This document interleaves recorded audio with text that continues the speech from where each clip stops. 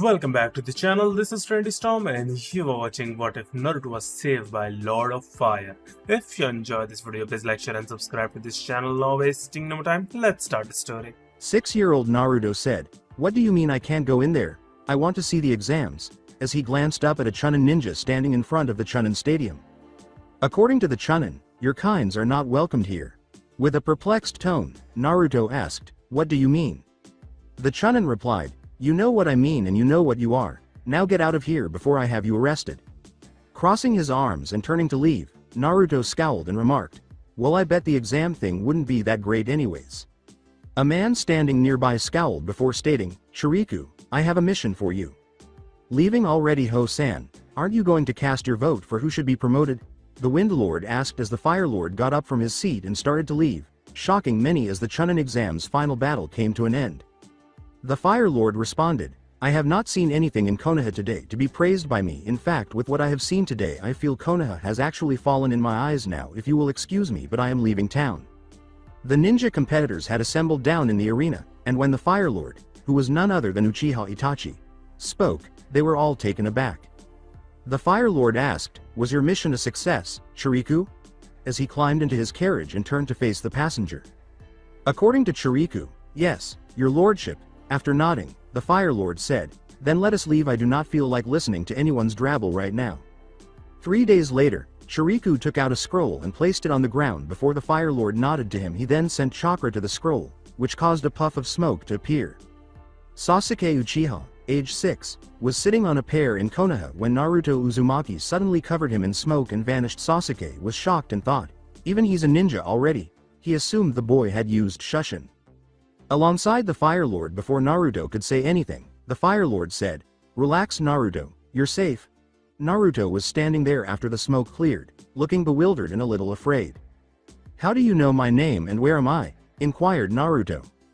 The Lord of Fire said, "Allow me to introduce myself. I am the feudal lord of the land of fire, Kaji Shu." Naruto began to speak when Kaji replied, "Relax. I know you must be shocked to meet me and full of questions, so sit down and let me talk to you about why you are here. You see, I know more about you than you know about yourself. I know who your parents were, and don't interrupt me. That is a sign of disrespect." Naruto was about to say something when Kaji said, "I also know why you are treated the way you are in Konoha." "Good, I see you have learned to wait until I am done before trying to speak. Now I am willing to tell you about your parents as well as your family history. As payment, if you will do a task for me, I will as a sign of good faith tell you why you are treated the way you are in Konoha. You see, the day you were born, the Kyuubi attacked Konoha. The Yondaime is said to have killed the Kyuubi. That is a lie. The truth is he sealed it away into a newborn child. The child was you."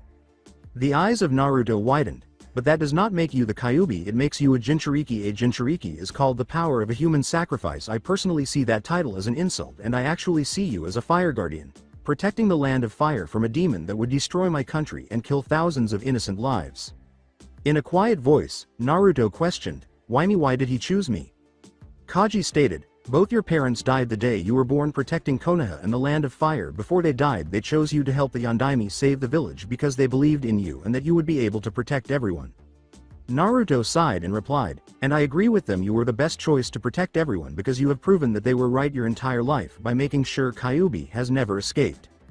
Naruto was pleased with himself and replied, "Which is why I have had you summoned before me today. I believe that as a fire guardian that you would be able to do so much more with proper training, where you would be able to protect my country from not only the Kyuubi but also any other threat that may appear in the future, which is why I am here to offer you a deal."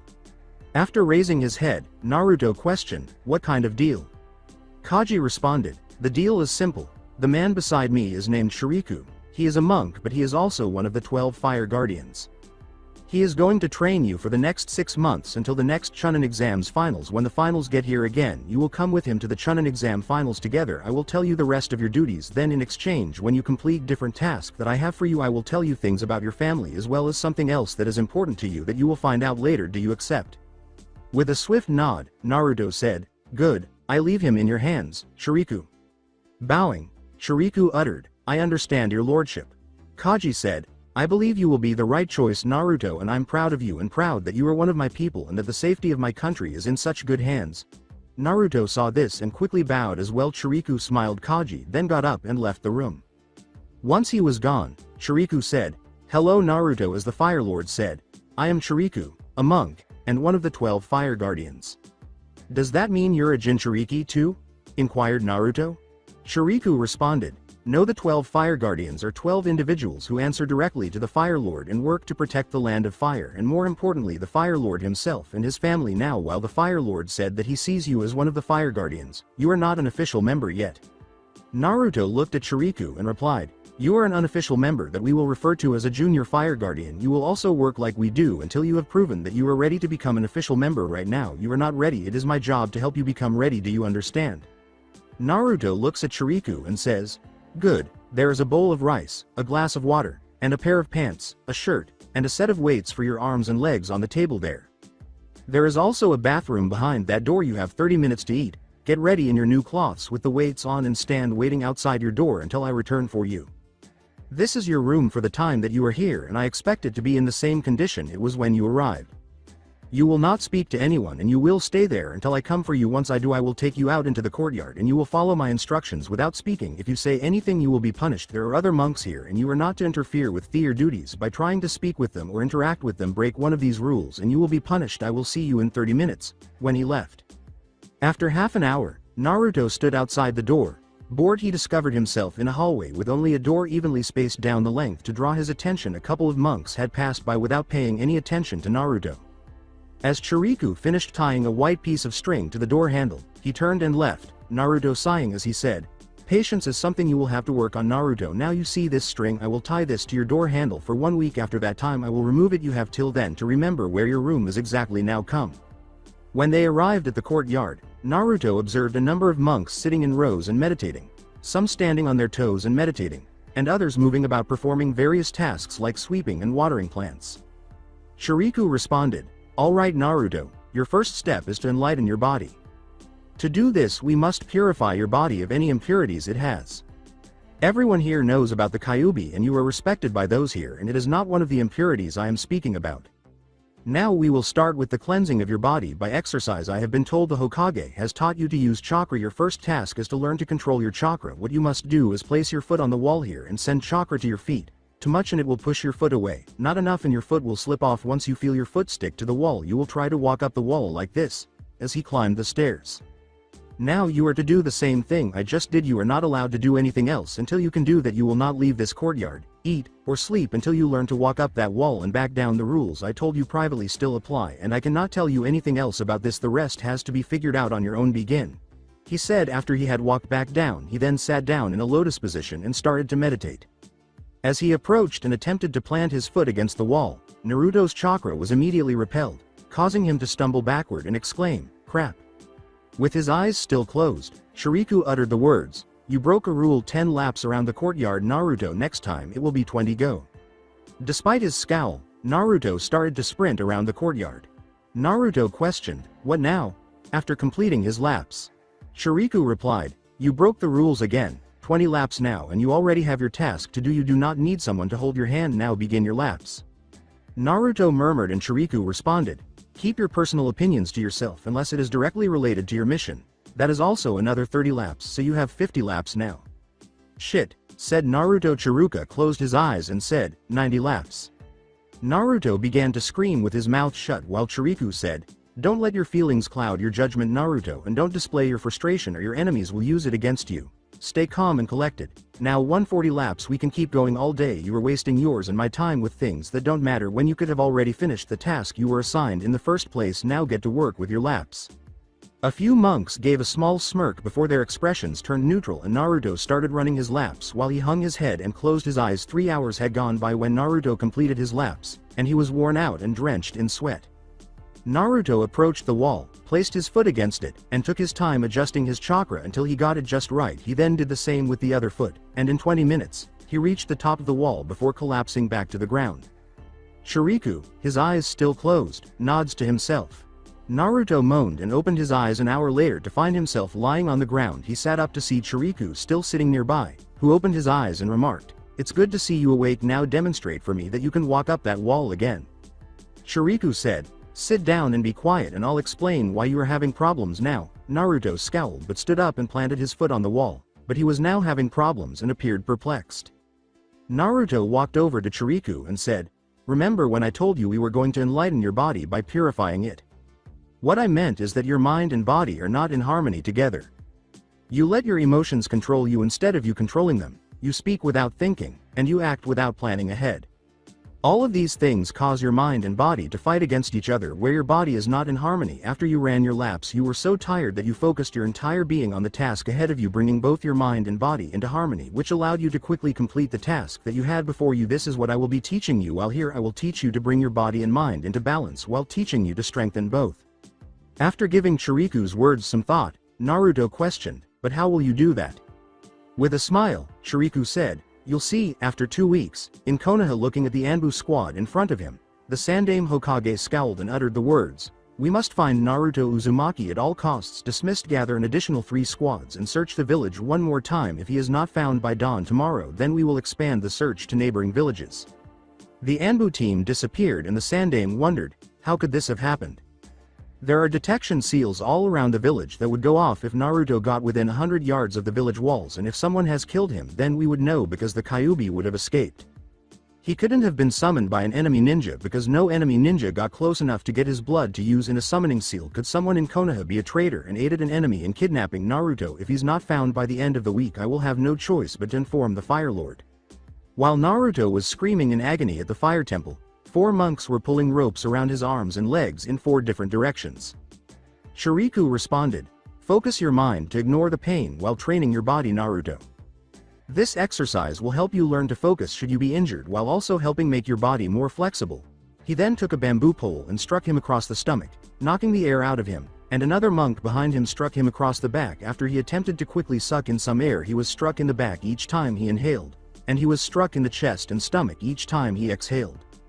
After 2 weeks, "What have you called this meeting about, Hiruzen?" asked Hamaru as the Sandaime entered the council chambers and sat down. "I have called this meeting because it appears that Naruto Uzumaki was kidnapped by an unknown party more than 2 weeks ago," stated Hiruzen Sarutobi, Sandaime Hokage of Konoha. Several civilians grinned or agreed with the man when he said, "Good riddance, hopefully whoever took him has killed the beast." Hiruzen looked at him and thought, "I wouldn't be so happy if I was you." He continued, "After having Anbu search for him both in Konoha and the neighboring village, I was forced to inform the Fire Lord earlier today. I received his reply to the situation." According to Kaharu, what did he say? According to Hiruzen, "You may come in now." The first thing Asuma Sarutobi said as she entered the council chambers was, "Hello everyone." Danzo replied, "What does your son have to do with this, Hiruzen?" Asuma replied, "Because I am not here as the son of the Sandaime or as a ninja of Konoha. I am here as one of the 12 fire guardians under direct orders from the Fire Lord himself, and I am to report back to him after I read to all of you the Fire Lord response to the situation." Hiruzen replied, "Everyone here is to remain silent and listen to the Fire Lord response. Asuma, you may proceed." With a nod, Asuma takes out a scroll and reads to the group. "To the Konoha Council, Hokage, and clans, although I was already aware of the situation, I was also upset that it took 2 weeks for anyone in Konoha to realize that someone in Naruto Uzumaki's position had vanished. I was also upset about how simple it was to remove Naruto from Konoha in the first place. Yes, I was the one who made the arrangements to do so." Asuma and Hiruzen both had wide eyes and shocked expressions. At this point Hiruzen remarked, "You didn't know about this, Asuma?"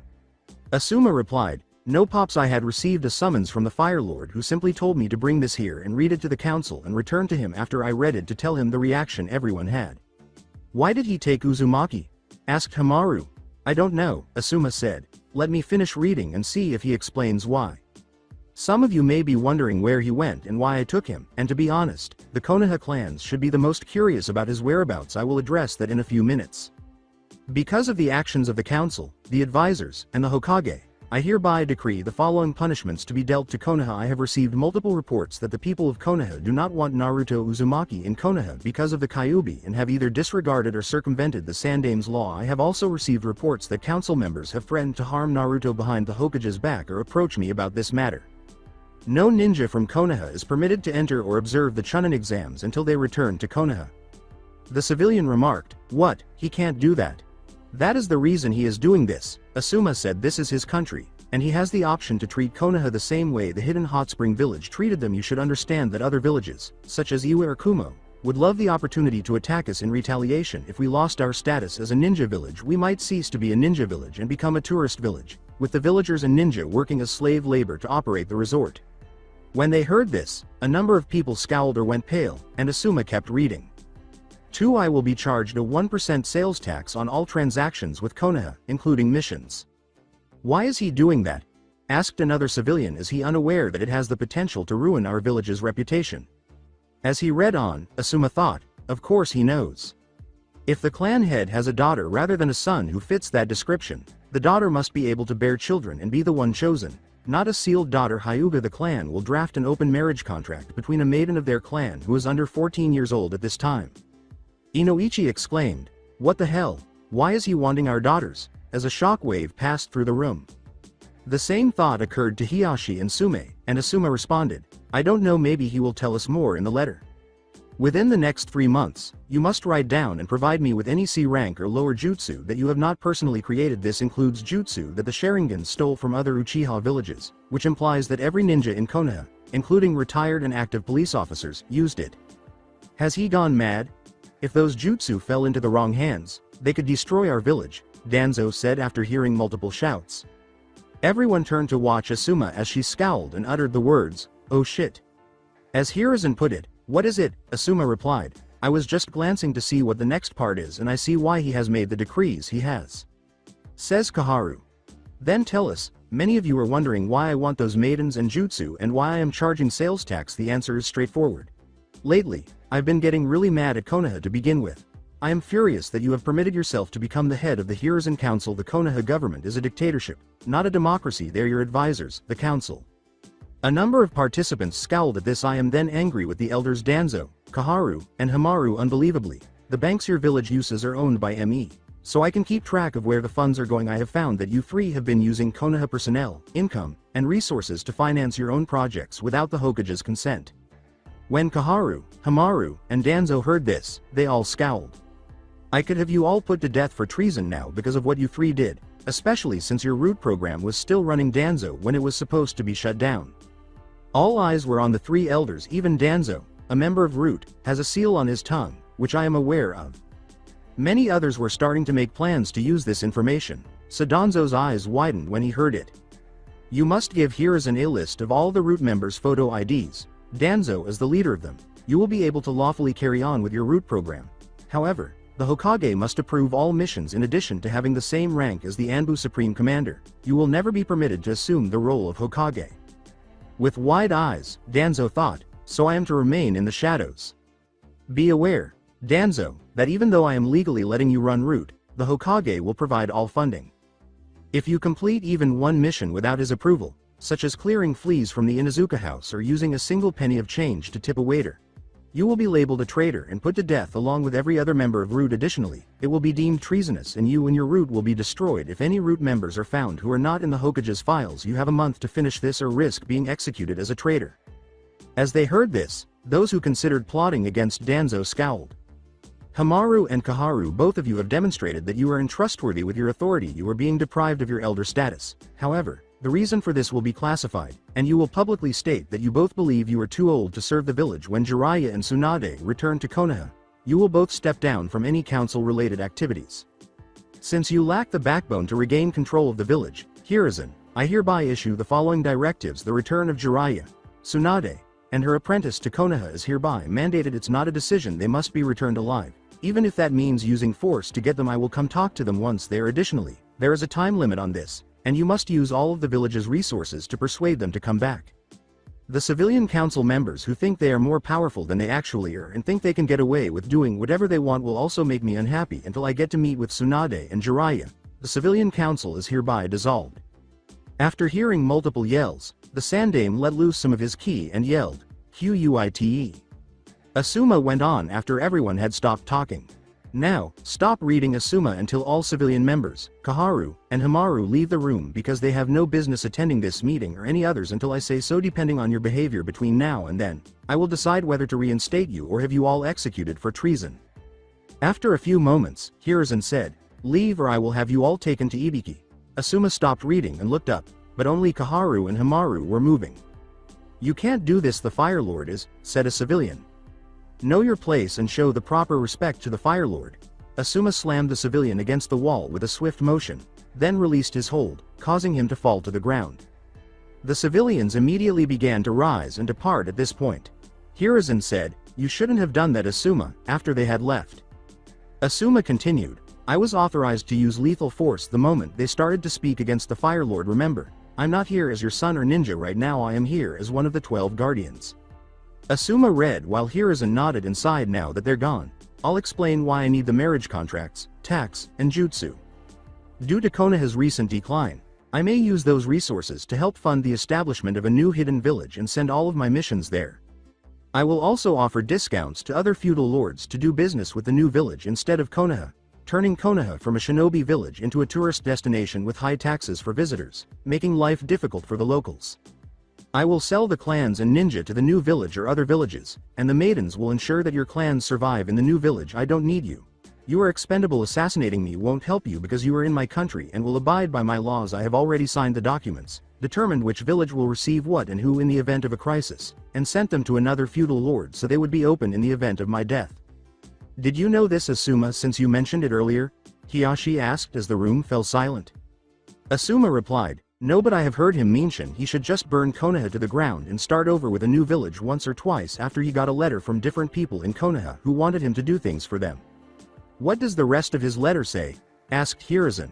"Will not make any effort to locate, apprehend, or injure Naruto Uzumaki. Other nations might want him, but Konoha doesn't. He is getting ready to travel to other nations to see if they are interested in him."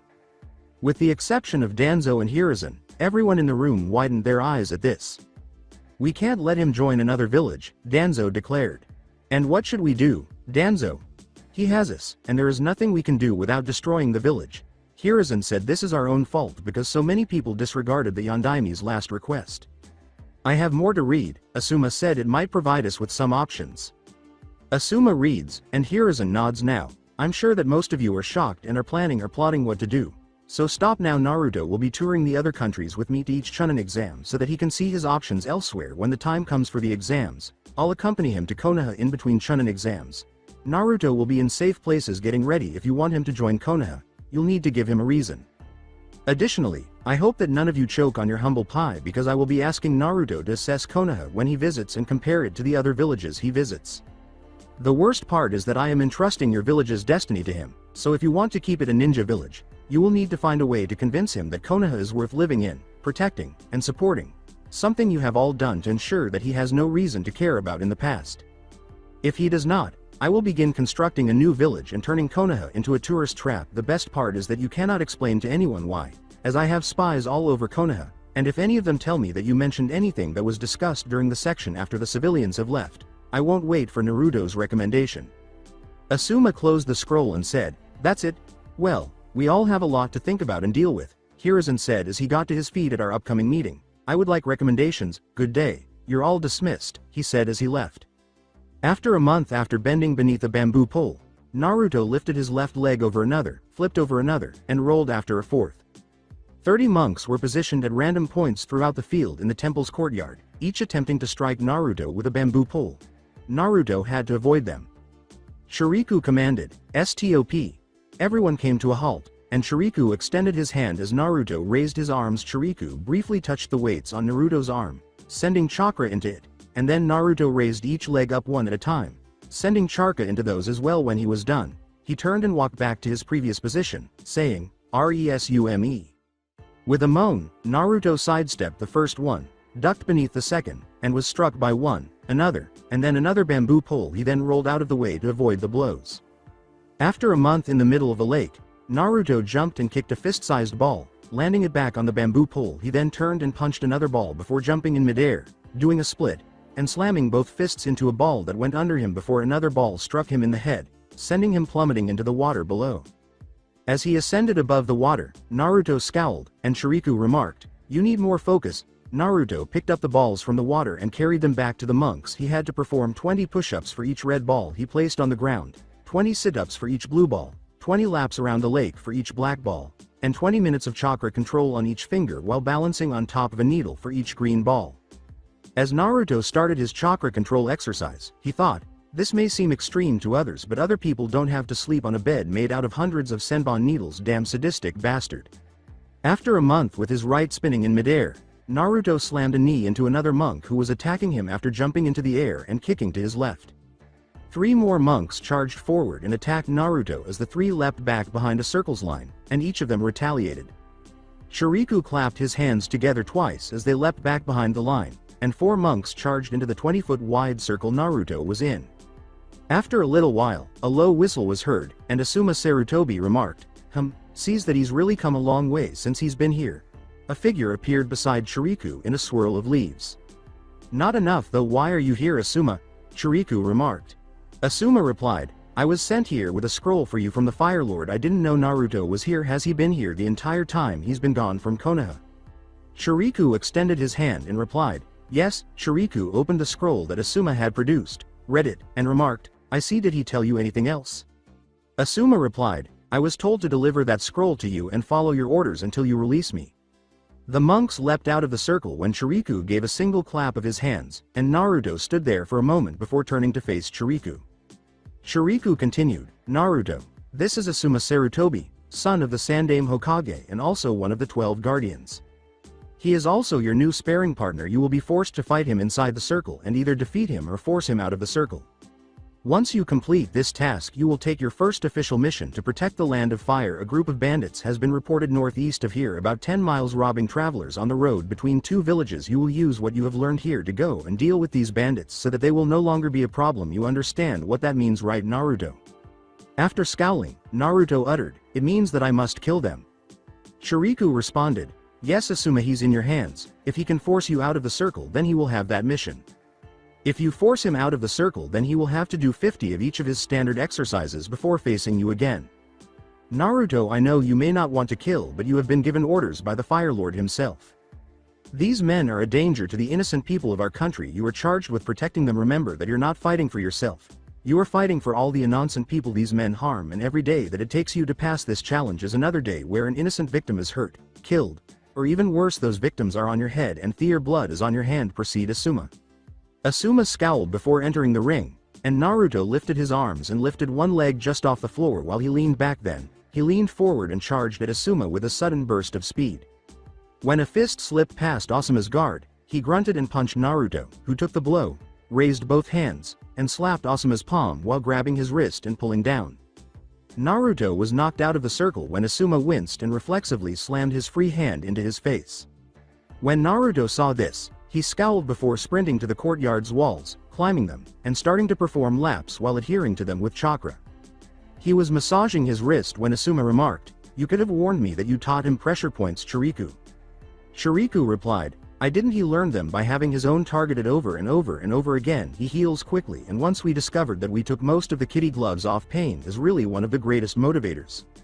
When Asuma watched Naruto complete his 7th lap around the courtyard, he scowled and remarked, still, isn't forcing him to. In response, Shuriku interrupted, saying, no, not with what the Fire Lord has planned. Asuma inquired, and what is that? Shuriku closed his eyes and started meditating, but he said nothing.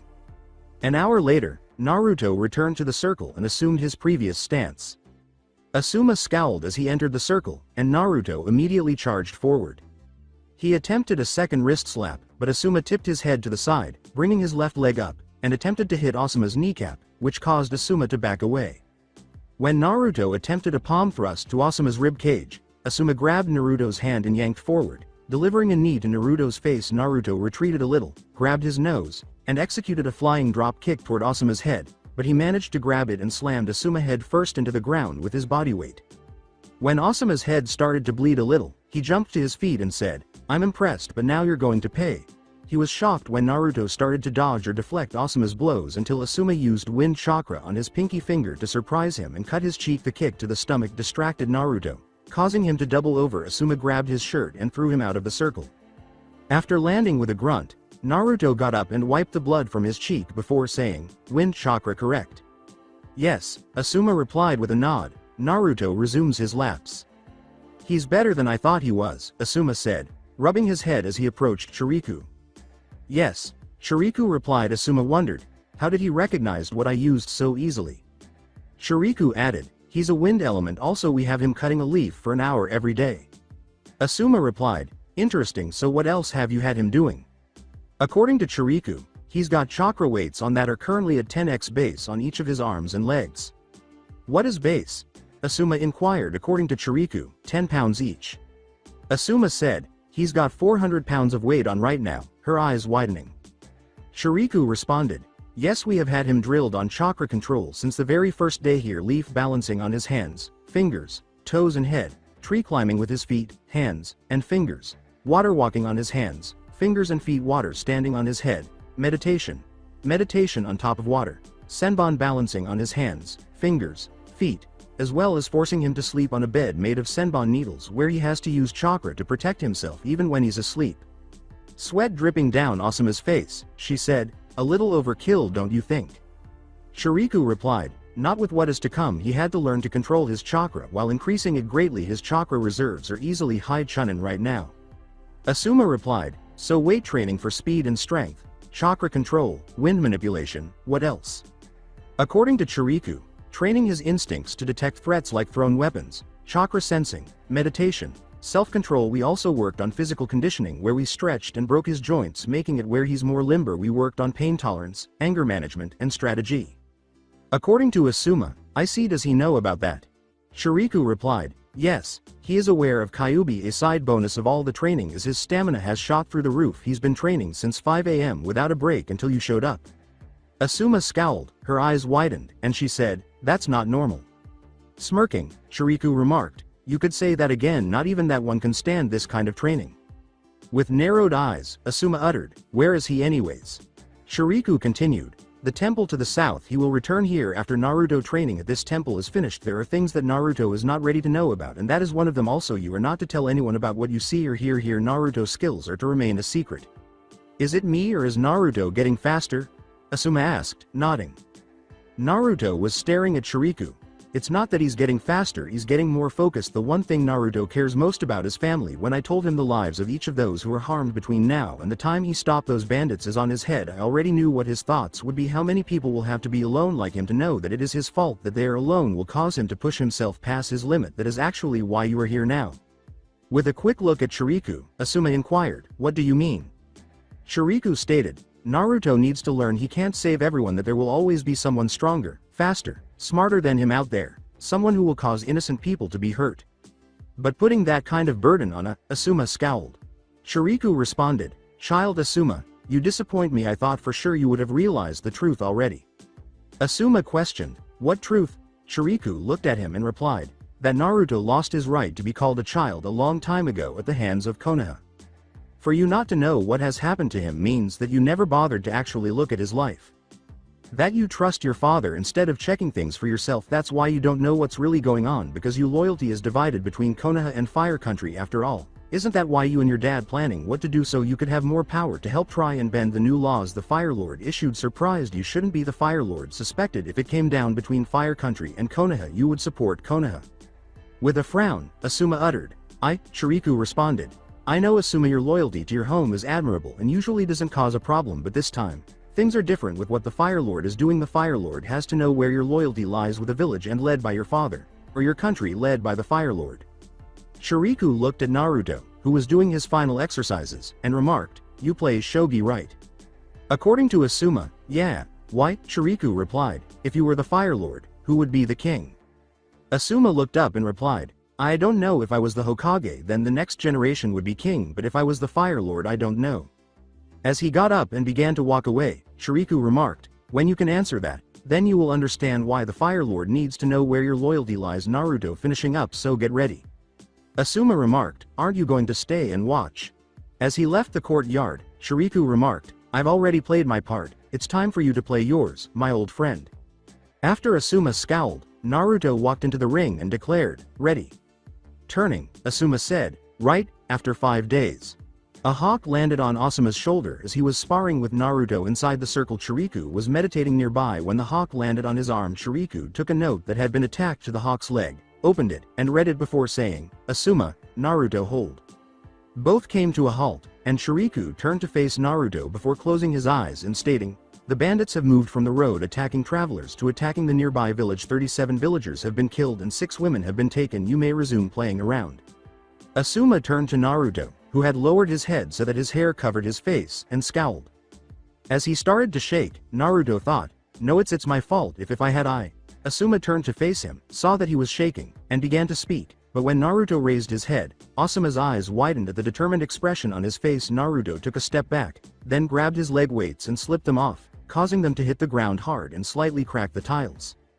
As Naruto removed his arm weights, he uttered, "Pardon me, Asuma-sensei, but I have to defeat you." After that, Naruto lifted his left leg and charged forward, attacking Asuma, who was forced to defend himself. As they were fighting, Naruto threw a palm thrust at Asuma's face, and Asuma leaned back.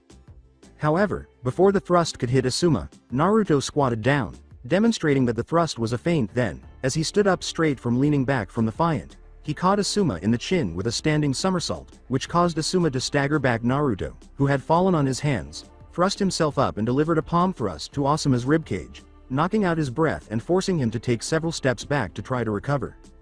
Without giving him a chance to recover, Naruto charged forward and leapt, just as he had the first time they spared him. Asuma saw this and ducked, but Naruto sliced Asuma's neck with his knife as he flew over, sending him slumping to the ground and fainting as Naruto fell out of the circle. Shuriku replied, "Good Naruto, very good. Now today I want you to rest and prepare yourself mentally for what is to come, and tomorrow morning Asuma and I will brief you on the mission and we will then go with you on your first mission." Naruto replied, "But shouldn't we go sooner? The sooner we go, the less people who can get hurt." Shuriku continued, "Jumping into a situation without proper planning could cost even more lives, especially if you are fighting while tired or unprepared. Now you have your orders." As he turned and left, Naruto bowed and said, "Hi Shuriku-sensei." After 10 minutes, Asuma moaned, rubbed his head, glanced around, and inquired, "What happened?" Shuriku replied, "Naruto was able to knock you out and pass his test." "Where is he at? You haven't sent him out yet, have you?" Asuma scowled. Asuma read the message that Shuriku had received from the hawk. "What is the status of Naruto?" With a blink, Asuma asked, "What's this?" "There was never any bandits, it was all a lie," Shuriku stated. With a frown, Asuma remarked, "That was low." Shuriku responded, "Not really. Naruto got motivated enough to take you out tomorrow. We will take Naruto up north to one of the villages and I'll have him stay with me outside the village while you go in, and after getting any supplies you need, you will return to us and tell Naruto that the bandits have been dealt with by someone else since it took so long for us to respond. That will make Naruto want to train even harder, and with the next part of his training he needs to stay focused and work hard. He's only got a little over 2 months left." 2 months left before what? Asuma asked with a worried tone. Shuriku stated, "Before he actually does begin a solo mission for the Fire Lord, one that will take him up to 5 years to complete if he survives." "What is the mission?" "I mean, I know what was said to Konoha, but," Asuma scowled. Shuriku explained the mission to Asuma while closing his eyes. With a head rub, Asuma remarked, "He's not serious, is he?" According to Shuriku, "Yes he is." With a sigh, Asuma asked, "So what is the next part of his training?" According to Shuriku, ninjutsu and combat training. With a nod, Asuma asked, "So how do you want to do this?" The following morning, Naruto woke up at 5 in the morning and hastily prepared himself. As he entered the courtyard, he saw Asuma and Shuriku, and Asuma remarked, "You ready, kid? You have your shurikens and kunais right." When they got to the tree line, they started jumping from tree to tree, with Naruto 2 trees behind them. Naruto nods, and Shuriku responds, "Then follow us and try to keep up." 3 hours later, a town appeared, and Asuma and Shuriku's eyes widened when they noticed smoke rising from the village and realized it was under attack. Asuma looked at Shuriku, who nodded to Asuma and said, "Naruto, stay here, you haven't been trained to deal with hostage situations yet." They both vanished before Naruto could see them. When he saw someone running from the village with a woman bound over his shoulder, heading toward the tree line, Naruto scowled, clenched his fist, and jumped in the direction of where he saw the man enter the woods. When Naruto noticed the man glaring at the woman with the handprint on her face after 20 minutes of running, he said, "That will teach you, bitch. Now I'm getting paid to capture your ass alive, but that does not mean I have to have you unharmed. Either you be a good little prisoner or I'll get a bonus on top of my pay. What do you think your husband would do when he finds out you've been used by a real man?" "What should I do? I can't throw a weapon, or he could dodge and my weapon hit the woman, but I can't let him hurt her. That might work." Naruto, who was hiding behind a tree, pondered. Both the man and the woman became tense as Naruto yanked off his weapon holster, slipped a couple of kunais up his sleeve, and then went to the ground, rubbing his eyes to make them appear to be crying and screaming, "Mommy, mommy, where are you?" Soon after, Naruto rushed toward the woman and yelled, "Mommy, oh mommy, there you are." He then rushed into the clearing. Both the woman's and the man's eyes widened, and as Naruto attempted to approach the woman, the man grabbed him and exclaimed, "Well, well, well, what do we have here?" According to Naruto, "Let me go. I want my mommy, help me." "Well damn, isn't this my lucky day? I never knew you had a kid. I bet I can get twice the payment for you and your kid," the man thought, laughing. Using gravity as his power, Naruto, who was being held in midair by his shirt, lifted his arms and slipped out, grabbing the kunai handles. As he did so, he then slipped free, slicing the man's arms as he fell and slicing down his legs and across his chest in an X. Naruto immediately positioned himself defensively in front of the woman after the man screamed as he fell to the ground. As soon as Asuma and Shuriku reached the clearing, they noticed the man on the ground, yelling in agony. Naruto brandishing two bloody kunai, and the woman Asuma asked, "Madam Shijimi, are you alright?" Asuma assisted the woman in standing up, and she replied, "Yes, thanks to this young man." Naruto appeared perplexed as he watched Shuriku examine the man who had just stopped yelling. Shuriku scowled and turned to face Naruto, who noticed the expression on Shuriku's face and asked quietly, "He's dead, isn't he?" With a nod, Shuriku gave Naruto the thought, "I killed him." "Naruto, you did the right thing. You protected Madam Shijimi. I know this was your first kill, but you did it in order to protect someone," Shuriku said as she approached Naruto and knelt down next to him. Biting his lip, Naruto uttered, "I know just."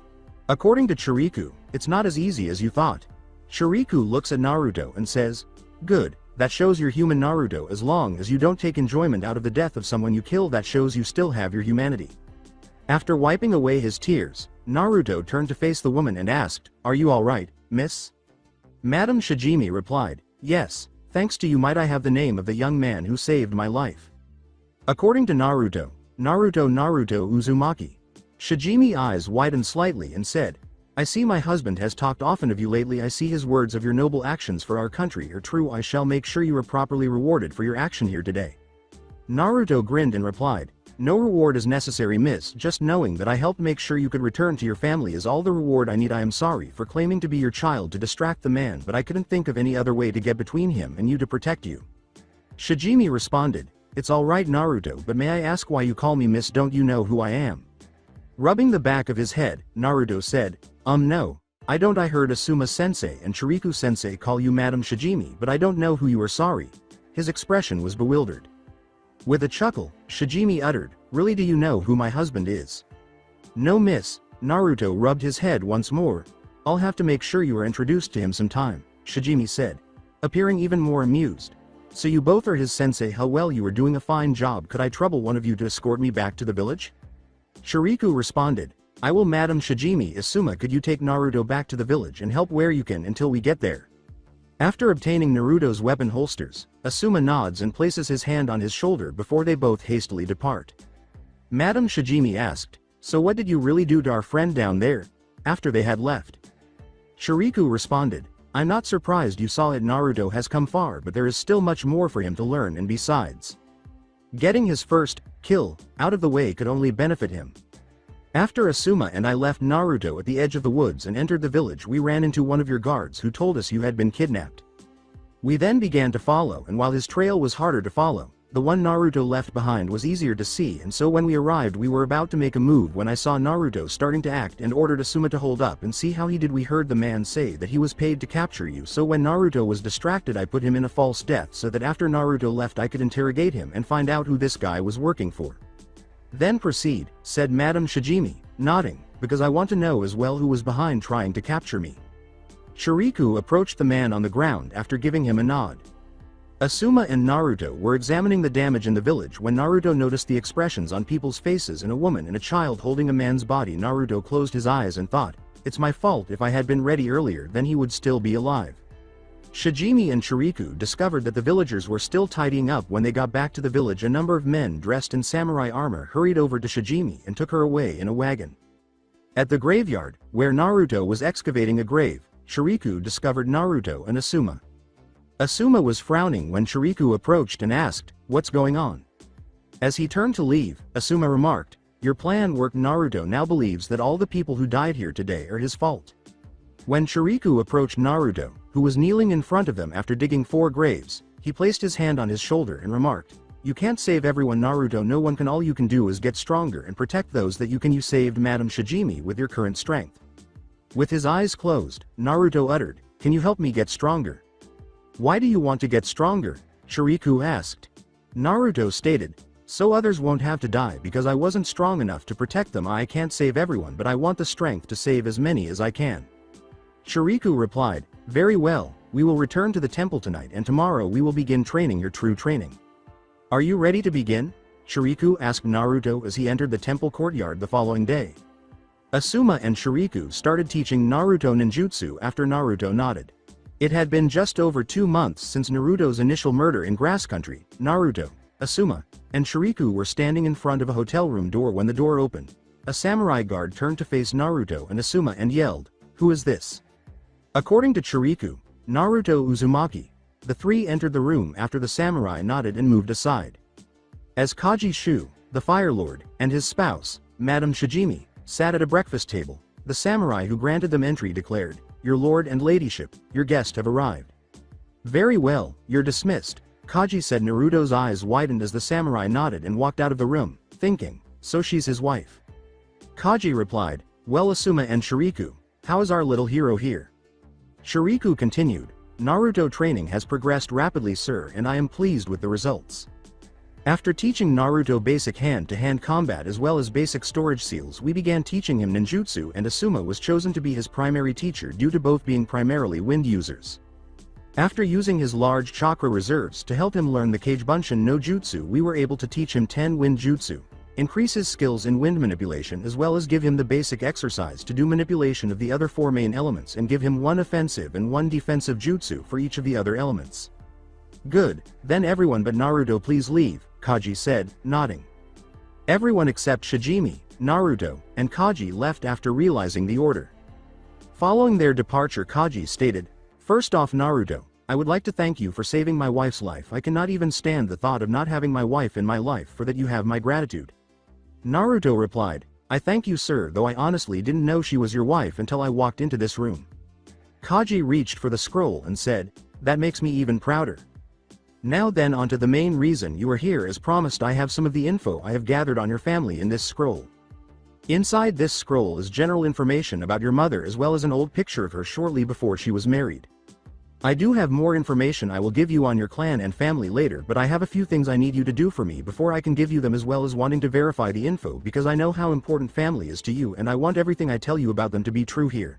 You may look at that when you are free later because time is very important right now, so listen up," as he handed Naruto the scroll. Quickly took the scroll from Kaji and replied, "An investigation has began into the attack on my wife after your sensei found out that the guy you killed had been paid to kidnap my wife. Because I am needing your sensei to investigate this to find out who it was that was paying for her kidnapping, I am going to have you do some solo work for me." "What is it you need of me, sir?" asked Naruto. Kaji reached for a bingo book before saying, "This is a bingo book. It contains information on missing nins or criminals with bounties on their head. As you can see, I have marked a page here. This man is Aoi Rokusho. He is a Junin level missing nin from Konoha who had a Konoha genin steal a weapon called the Raijin, which belonged to the Nidaime Hokage Tobameru Senju. Tobameru was the brother of Hashirama Senju, whose wife was Mito Uzumaki Senju, your mother's aunt. Besides Tsunade Senju, you are the only other rightful heir to this weapon. I want you to track him down and recover your property and kill Aoi. After you kill him, I want you to cut off his head and store it in a scroll until you find one of the bounty offices listed in this book. Once you do that, cash in the bounty on Aoi, and that will notify me that you have completed your first mission and you are ready to begin your second mission." "I understand, sir. What is the second mission?" said Naruto. Kaji said, 2 months ago in the land of snow, the king of Snow Country was killed by his younger brother who has taken over the country. Luckily, the rightful heir, Princess Koyuki Kazuhana, was saved by Hitaki Kakashi. Kakashi reported that the snow ninjas had a new kind of armor called snow armor that was very resistant to ninjutsu and genjutsu. This armor could become a threat to the land of fire if it fell into the wrong hands. What I want you to do is to go to the land of snow and get a sample of snow armor for my men to study and learn to either use it or counter it, or if you can get the blueprints for it to learn how they make it, that would be acceptable also. After that, you must escape from the land of snow and head to Lightning Country to Kumo, where the next Chunin exams are being held.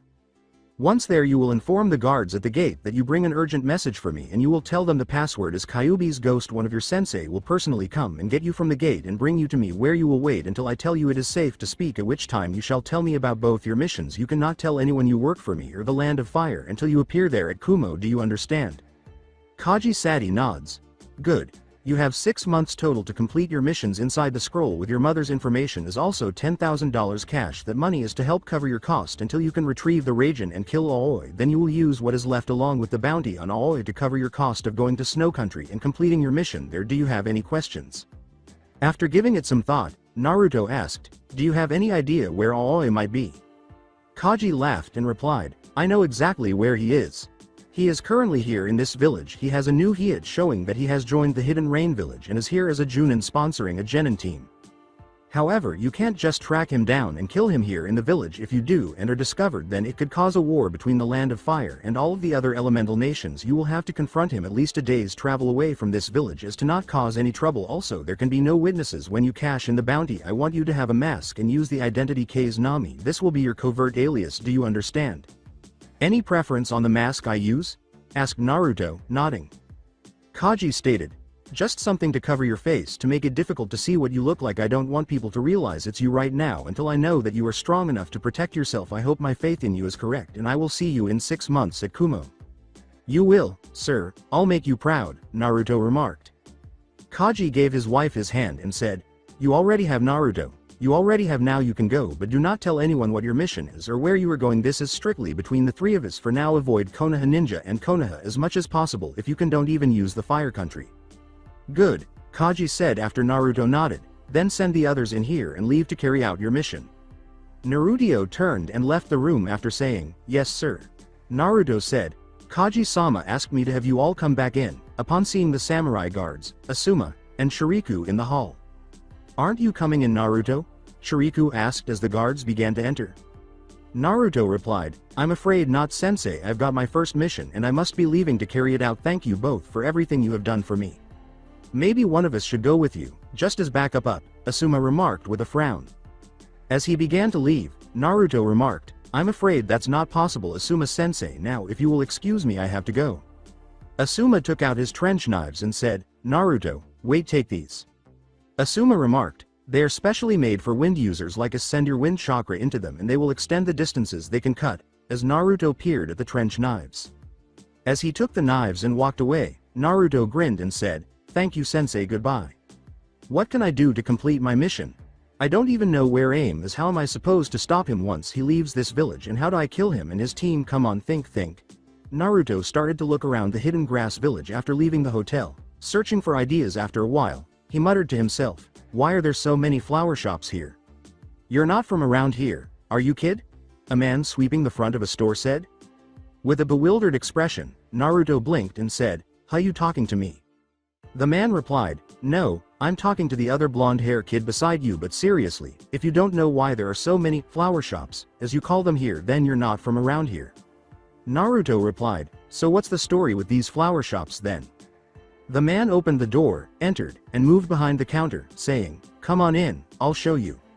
Where are you from, kid? The man asked Naruto as he followed him inside. Naruto replied, nowhere really, been an orphan my whole life and had to take care of myself any way I could. After a moment of scowling, the man asked, you ever killed someone, kid?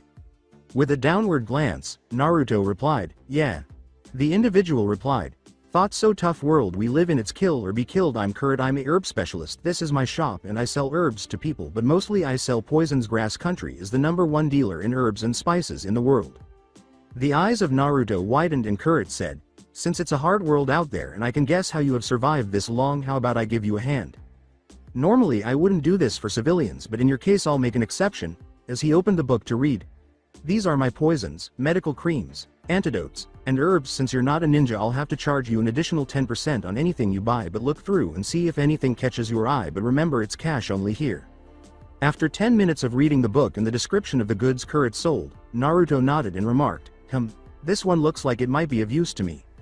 Kurt narrowed his eyes and said, that's a poison used for assassination. What are you going to need that for? As he glanced at the one Naruto had pointed out. I'm a bounty hunter, that's how I've lived till now. Not many would expect a kid to be one, and so I've been lucky enough to trick the guys I killed into underestimating me. Their names are K's Nami, Naruto said, taking a moment to reflect on his mission while looking at Kurrit. Kurrit responded, interesting, so you're a bounty hunter, huh? You surprise me, kid, but if that's your choice of career, then who am I to judge? Tell you what, how about we make a little deal? There's a guy who's been a problem for me. He's been trying to run me out of business for months now. If you can kill this guy for me, I'll give you a discount on all the poisons you buy from me, and also give you a list of my contacts who sell my poisons to the rest of the world, and let them know that you get a discount on all my poisons.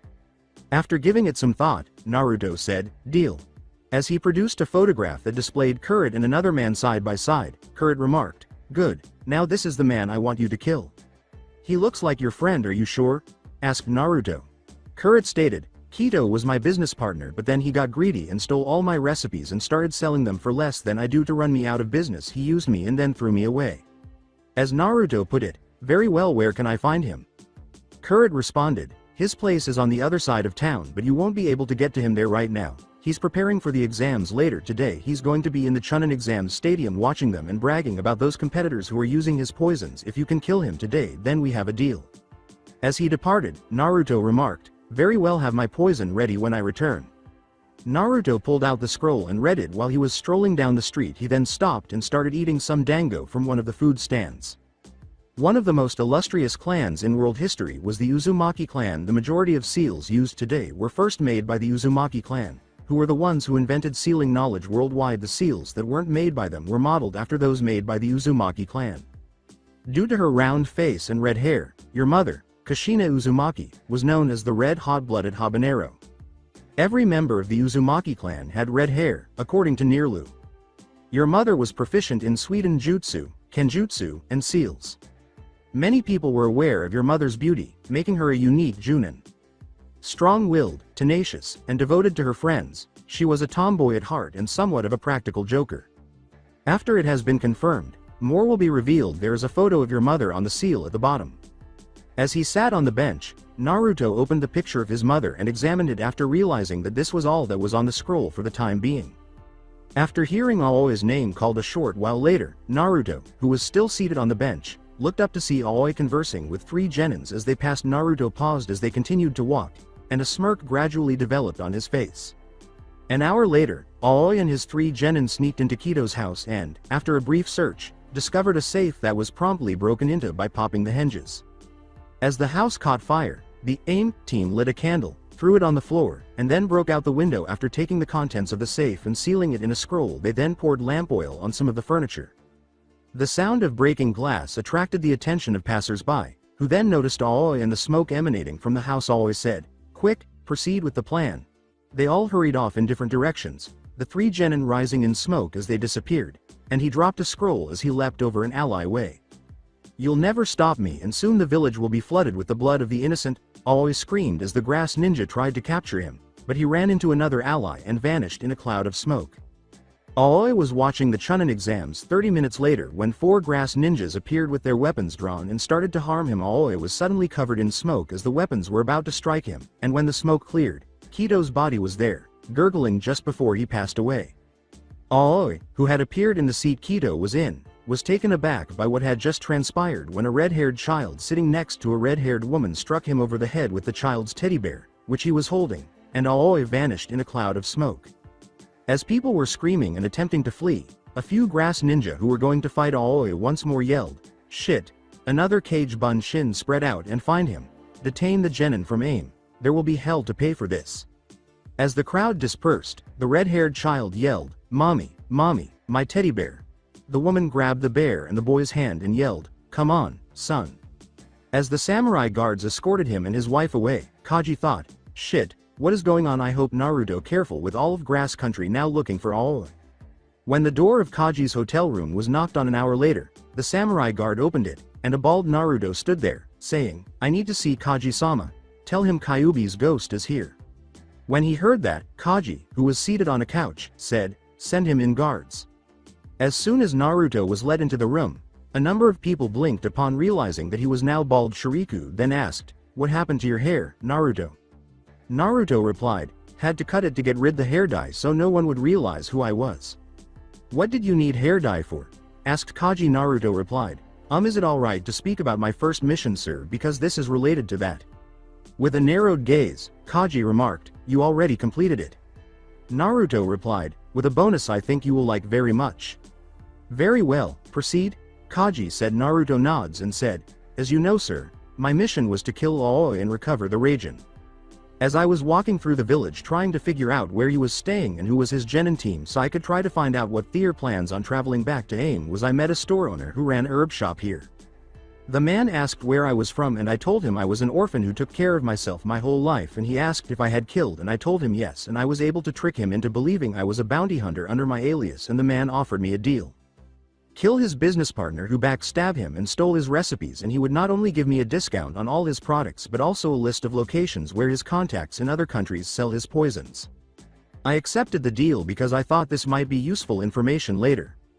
But then I also sent a couple of Kagebunshin disguised as Aoi and his team and had them break into the victim's house and recover the recipes, so now not only do I have the list of where these poisons are sold but I also have Thier ingredients, cures, and proper procedures to make the medical creams, poisons, and herbs on top of framing Aoi, a known traitor where both Grass and AIM will have to place a bounty on Aoi head, so AIM can't be blamed for the actions of a known traitor, and so when I cash in his head I'll get the reward for Konoha as well as both those other rewards, since everyone thinks Aoi escaped when he sealed right here, as he pulled out a scroll. After hearing what Naruto had just done, everyone was in disbelief. Kaji asked, Naruto, where did you come up with that plan? Naruto replied, well, it just came to me, sir, after I read that scroll you gave me. I thought about my mom and the Uzumaki clan and how they had red hair and used seals, and you said I needed to do it with no witness, but with the way I did it no one would suspect a little kid of being the one who pulled it off, especially since I sealed away my hair I cut that I can destroy later, so if anyone does look for a kid it will be a red-haired kid, not a bald or blonde one. When I turn in Aoi head I can claim he didn't have the Raijin, and people will believe that since he's on the run that he either lost it or hid it for now, which makes it easier for me to move around. Kaji replied, very good, do you have any plans for your second mission? Naruto scratched his head and replied, no, but I do have a question. What is the weather like in that country? I mean, the land of fire isn't really on fire everywhere, so. Kaji replied, ah yes, that is a good question. Its name is exactly what you should expect from that country. Naruto replied, I see here is the scroll containing all the info on the poisons as well as a copy of all the locations I can get poisons. It might come in handy someday. Well, I guess I better go get a hotel room tonight and I'll leave first thing in the morning. I figure they will want to stop and question everyone not from here or search them, and I rather not deal with that right now. Have a good day everyone, and I'll see you in 6 months, sir. As he gave the scroll to Chiriku and quickly left. Would either of you care to explain to me how he came up with a plan that good? Kaji asked, waiting until the door had closed before turning to face Asuma and Chiriku. It seems that Naruto is more like his parents than I thought. You both dismissed, but do not track down Naruto. He's got to do the rest on his own, Kaji said, after Asuma and Chiriku exchanged glances. They both nod and hurry off. Madame Shijimi stated, he may have looked like his father earlier today, but everything else is nearly identical to his mother. Kaji replied, yes, I don't know if that's a good thing or a bad thing though. According to Shijimi, only time will tell. Kurid was sitting behind the counter when Naruto entered the flower shop he had previously been in. The following day Kurid said, hello Kase, can you believe someone killed my old business partner? Yes, Naruto replied. Most unfortunate, Kurid replied. I heard my dearly departed friend's house burnt down also yesterday, apparently by the same man who killed him. Truly a shame, Naruto remarked. What are you playing at, boy? Kurid asked, his eyes narrowing. With a sly smile, Naruto took out a scroll, opened a book, and uttered, your recipes. His eyes widened, and Kurid said, how? Naruto said, simple, I told Aoi Genin team that they were being set up and that they had been poisoned by your dearly departed friend who had slipped an odorless and tasteless drug in their food. I told them my mother was betting everything we had on them to win, and that she worked in the kitchen at the hotel they were staying at and had heard the chief cook talking to your friend. I told them my father was a poison expert and that he taught my mother how to help him make his products, and if they could get his recipe book on his poisons she could make the cure for them. Since I told them mother and I was facing slavery if we lost, they agreed, since one of their teammates had the runs from the X-Lax I has slipped into his drink, and I told them that was most likely the first stage of the poison taking effect. Then it was just sneaking into the hotel kitchen, get a couple of glasses of water, slip in some anti-diarrhea medicine into it, and boom. Instant cure. After that I tipped off. I told one of the grass ninja I saw Aoi and his team breaking in and starting the fire, and waited when the grass nins went to attack. Used one of the only ninjutsu I know to replace him with the guy the first was sitting by, your dear old friend, and boom, mission complete. That was a very good plan. I'm impressed. Kurid grinned and asked, so tell me, what did you want the book for? Naruto stated, insurance. It's to make sure you didn't double-cross me or back out of our deal. Here's the original, but I have a copy safe and secure with a trusted friend. Anything happened to me, then your secret recipes go to the highest bidder. You keep your deal, then your recipes are safe. And how can I be sure that you're not going to double-cross me? Kurid asked with a frown. Naruto stated, simple, the recipes are useless to me. But the poisons and cures you have are worth a lot more, especially in my line of work. It's a dangerous world we live in. I need every advantage I can if I want to live to be at least as old as you. I could be your friend or your enemy. The choice is yours. You supply me with the poisons and meds I need, and I will make sure you're my main supplier of poisons for the next 5 years. After that time, if we both trust each other, I'll return my copy of your recipes, and you can decide if I've been such a good customer you want to continue our business relationship. Kurid responded, I see you're a lot smarter than I thought you were. Tell me, how did you come up with that idea? Smirked as he said, I've had people screw me before, and I also found an interest in detective stories. The last place I stayed before I came here had this old guy who would write detective stories, and he talked out loud when he would write, and he was in the room next to me and the walls were really thin. I heard most of what he was writing and it gave me some ideas. And he thought, I couldn't say that or Chiriku-sensei will be mad at me since he was the one writing those stories. Kurid replied, very well, we have a deal, K's, but know this, you try and screw me and I'll not only have my contacts after you, I'll expose the truth about you killing my business partner. As Naruto put it, and expose yourself for hiring me. Kurid replied, it's your word against mine, and I'm a respected businessman here. You're an outsider. True, so you have my poison, said Naruto as he took out a bag and placed it on the counter. Kurid replied, yeah. Oh, by the way, you seem like a decent guy, but next time you try to threaten someone, make sure they're not recording it. Naruto took it, paid Kurid, and headed for the door, leaving a pale and wide-eyed Kurid behind. He held up a tape recorder as he did so. After 2 months, after cashing in the bounty on Aoi and obtaining supplies to aid in his survival or training, Naruto was on a ship bound for Snow Country. Wearing a gray cloak and heavy clothing, Naruto had 20 kg bunshin water walking alongside the ship. Meanwhile, the real Naruto was performing push-ups, sit-ups, shadow kicks, and shadow punches, sparring with a few kg bunshins who were similar to him, swinging a ninjutsu and trying to learn how to use it, and running laps in the ship's deck. This is Snow Raider to Ice. Snow Raider to Ice, we are 2 hours out and we got some unknown shinobi on board, the ship's captain said, picking up a radio as he saw this. Roger, Snow Raider, stay on course, we'll deal with the shinobi when you dock, a voice said a short while later. The captain responded with, Roger that, and he thought, sorry kid, but if I don't inform them about you they will sink my ship, and without my ship I can't feed my family. Naruto dispelled his clones as soon as the land appeared, and he walked off the ship and headed down the dock when the Snow Raider docked at Snow Country's main port 2 hours later. The ship's captain remarked, that's him, according to a snow ninja, he's just some punk kid. The captain replied, I swear, he was using some kind of clone that walked on water for most of the trip while the kid was training. Very well, do your business and leave, but know this, if your information is wrong then Dodo-sama will deal with you. The snow ninja scowled as he heard this and shushed off to the end of the dock, where 3 other snow ninja were waiting. The person who had spoken with the captain said, halt, who are you and what is your business here? When Naruto arrived at them. My name is Kase Nami and, said Naruto, where are you from Kase? The ninja asked. Naruto replied, here and there, I'm a bounty hunter, thought I would come here to see if the rumors about a bounty I heard is real on a girl named Koyuki. The lead ninja remarked, oh, and what have you heard? As the snow ninja narrowed their eyes at the name. Naruto stated, just that somebody is looking for his niece Koyuki and that he was willing to pay for her return, said she was kidnapped by someone from Konoha. So are you trained to be a ninja bounty hunter? Asked the snow ninja. Naruto looked at him and responded, a trick here and there, you wouldn't believe the number of missing ninja who are willing to take on a kid to do grunt work like getting supplies from villages in exchange for a lesson or two, so the missing nins are harder to track. Well, you're not welcome here, bounty hunter, go, the snow ninja said. I can't, Naruto scowled and looked around before stating, I used up all my money to pay my passage here. I've already talked with the captain of the ship you came on and he will return you back where you came from, now go, said Naruto, interrupted by the snow ninja. With the snow ninja following him, Naruto scowled and remarked, very well, the captain exclaimed. "What the hell are you doing here?" as he boarded the ship. As Naruto began to speak, the captain slapped him on the back in an attempt to push him away from the ramp, sending him flying into the air. "You're not welcome here." This prompted the snow ninja to say, "Shit, spread out and find that kid, don't underestimate him."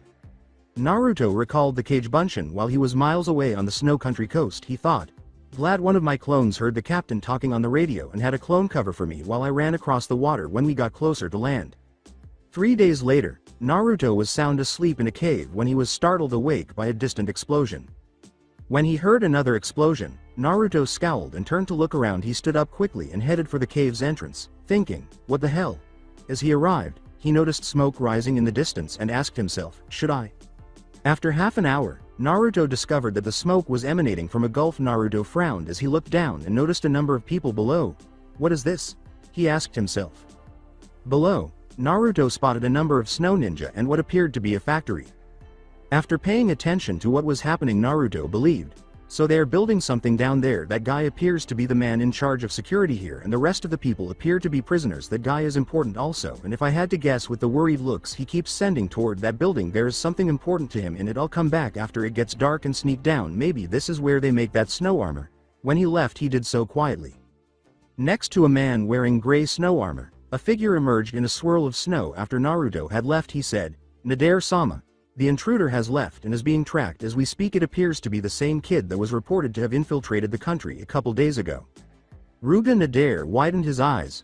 "Observe him and report back on anything that is discovered. I want to know who he is working for and what he is after. He might be part of the resistance that has formed since Dodo-sama has taken over. Go." The ninja hurried off when Naruto heard a cracking sound coming from below him while returning to the mountain path. He thought, "What the hell is that?" The ground gave way, and he fell, hitting his head and fainting. When Naruto opened his eyes, he saw blood on his hand and froze. He woke up to the sensation of something licking his face, and he giggled a little as he felt something lick his whiskers.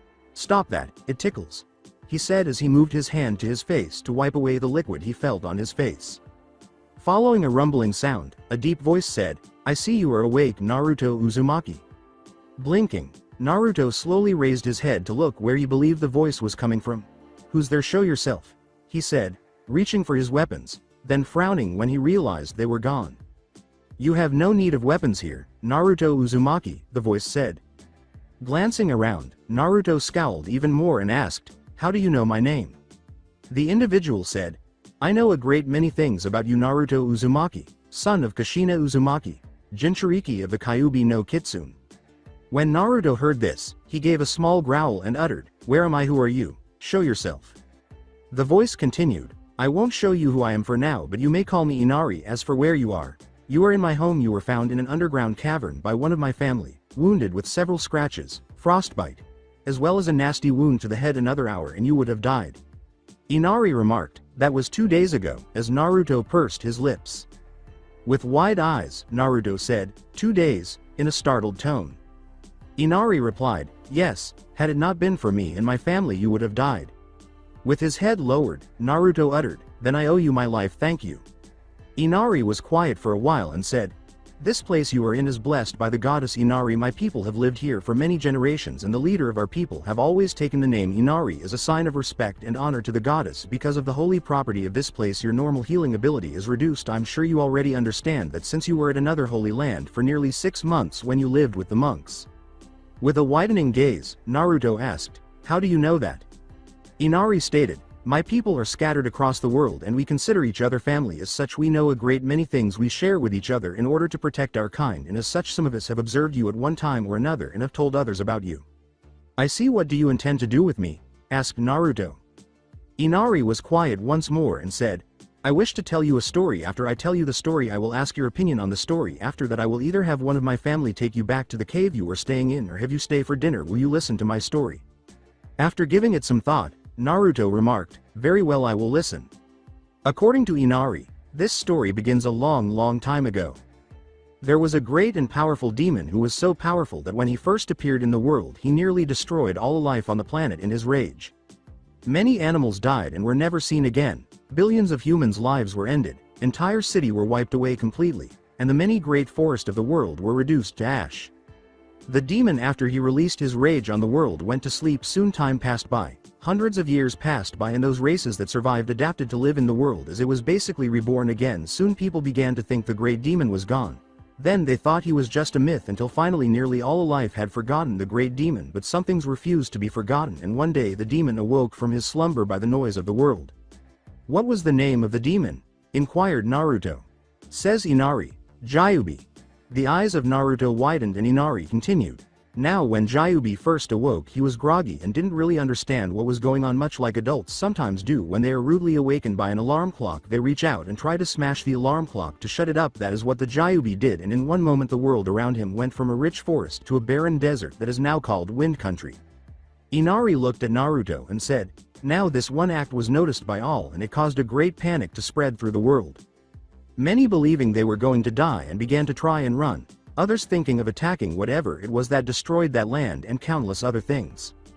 Finally it was decided to avoid that land at all costs, that is, until one man appeared. This man was a sage who had learned to draw chakra from nature. He had been meditating, trying to become closer to nature when the Gyubi attacked. Now let me ask you, what do you think happened to that man when the Gyubi released its chakra into the world like it did? After giving it some thought, Naruto remarked, the man died like everything else. Inari laughed and replied, good guess, but you're wrong, because the man had been so close to nature and then suddenly all of nature around him had been wiped out. The man went into shock while still drawing chakra from nature. As such, the man's body began to change as he pulled the Gyubi chakra into his body. When he awoke he had completely took all of the Gyubi chakra into himself, turning himself into a Jinchuriki like yourself. The eyes of Naruto widened and Inari replied, yes, that sage had saved the world, but at a cost. His body had been changed. His body naturally drew chakra from nature, which helped weaken the Gyubi chakra enough to keep from killing the sage. His body would be destroyed by the Gyubi chakra and healed by the nature chakra. As such, his aging slowed down. As he got older the people soon began to see him as a sort of god among men. He lived for over 600 years and because of this became known as the Six Realms Sage. Over time he would teach people how to draw chakra from nature like himself, but while doing so they would accidentally suck some of the Gyubi chakra into themselves and it would cause them to go into shock, but because of the nature chakra overpowering the small amount of Gyubi chakra they drawed and the damage was healed quickly with a couple of benefits. Naruto inquired, what do you mean? Inari continued, when their bodies healed it made it where they began to create their own chakra instead of having to draw it from nature. Some who had drawn in even more of Gyubi chakra body changed and they got what humans called bloodlines. Yes, that's correct, that is the origins of what humans call bloodlines. Depending on what part of nature they were drawing chakra from when they took the Gyubi chakra is what gave them their bloodlines, Inari said as Naruto's eyes almost burst out of his head. While Inari waited silently for Naruto to process what he had heard, Naruto pondered for a moment before asking, if that's true, then how did bloodlines like the Sharingan appear? Inari laughed and continued, near the end of the sage's life he figured out what was happening to cause people to create their own chakra, and the few bloodlines that had appeared by then he figured out that it was because they were drawing chakra from specific things like the wind, or the earth, the trees or the animals themselves. Naruto's eyes widened and Inari said, the animals you know as summons were not originally summons, they were humans who had been drawing chakra from the animals around them. Naruto's eyes widened at this, and Inari said, now that you know about bloodlines and summons, let me tell you about the 9 Biju. The 9 Biju were originally humans, too, but instead of drawing chakra from animals or even nature, they tried to draw chakra from the summons themselves, thinking that if they were the strongest, they would be the leader. They also tried to draw as much chakra from the sage as they could, which showed the greed and evil in people's hearts. The sage saw this and used his powers to further transform them, making them larger than normal, so that they would be viewed as freaks by others, even their own kind, and would have to live a lonely life because they would be too big to have a family and others would be afraid of them. Inari said, yes, I am sure you understand the pain they must have felt as their punishment, but tell me, do you think they deserved their punishment? As Naruto displayed a horrified expression. A couple months ago, I killed a man who had kidnapped a woman I didn't know at the time, and I killed him because he was going to hurt that woman. I wasn't strong enough to stop him, and there was no other way to protect that woman. While I was protecting that woman, several others died, and their deaths were my fault for being weak. Naruto said, looking down and crying, I killed one man because I was told he had stolen something from his business partner that he was using to try to destroy the guy who hired me, and I killed the other man because he had stolen something that might be considered to belong to my family. I then stole and copied the item that was originally stolen from the guy who hired me to kill his business partner, and I gave it to the person who asked me to kill the other man while lying and blackmailing the guy who had asked me to kill his business partner. I had told myself that killing them and blackmailing that man had saved the lives of others. What if those people had also believed that taking their chakra in that way was the right thing to do to protect others? Am I really no different than the guy sealed inside me? Should they be punished? Should I? He said, pulling his knees to his chest, and sobbed. According to Inari, you pass. Before he could speak, Naruto felt a pain in the back of his head and rubbed it, saying, "Hey, what the hell?" Inari responded, "You pass." Looking around, Naruto asked in a perplexed tone, "What do you mean I pass?" As the surrounding walls started to change, Naruto realized he was in a massive ice cave with numerous foxes surrounding him rather than a tiny white room. "Hello Naruto, this is my family," said a taller person than the others. After a moment of swallowing and glancing around, Naruto muttered a feeble, "Hi." Inari replied, "If you would Naruto, my daughter there would like to finish healing your head wounds, so please sit down and let her heal you while we talk." "Hello Naruto. I'm Kitsu. I have the ability to heal, but in order to do so, I'll have to lick you like I did when you first woke up," said a snow-white fox about his height as he nodded. "Is that okay?" "You're not going to eat me, are you?" Naruto said in a reserved manner. Kitsu started to lick his face while laughing and saying, "No, since you passed you don't have to worry about that anymore." He said, "Anymore, I would have killed you and fed you to the rest of my family if you had demonstrated to us that you had sacrificed your humanity to become nothing more than a self-centered person." Inari said, "I won't jeopardize the security of my pack." "I understand, so that story was some sort of test. What exactly? Watch it, those are sensitive," Naruto said with a small smile. When Inari coughed to get Naruto's attention, several of the kitsunes, including Kitsu, displayed amusement. Inari then stated, "The story you heard was true. We all knew you were murdering those men. You do what you do for other people, not for yourself, which is what separates you from the guy inside of you. The reason you do it is to spare others the agony you have endured. The Six Realm Sage teaches you to protect what you value most. It was the rationale behind our ancestors' decision to become who we are today. You see, the sage gave people the gift of chakra as a shield of defense rather than a sword of war because he wished to preserve the world and the harmony of all life. He visited shrines around the world that worshipped various gods and goddesses, and he shared the secret of his sage arts with the holy men and shrine maidens.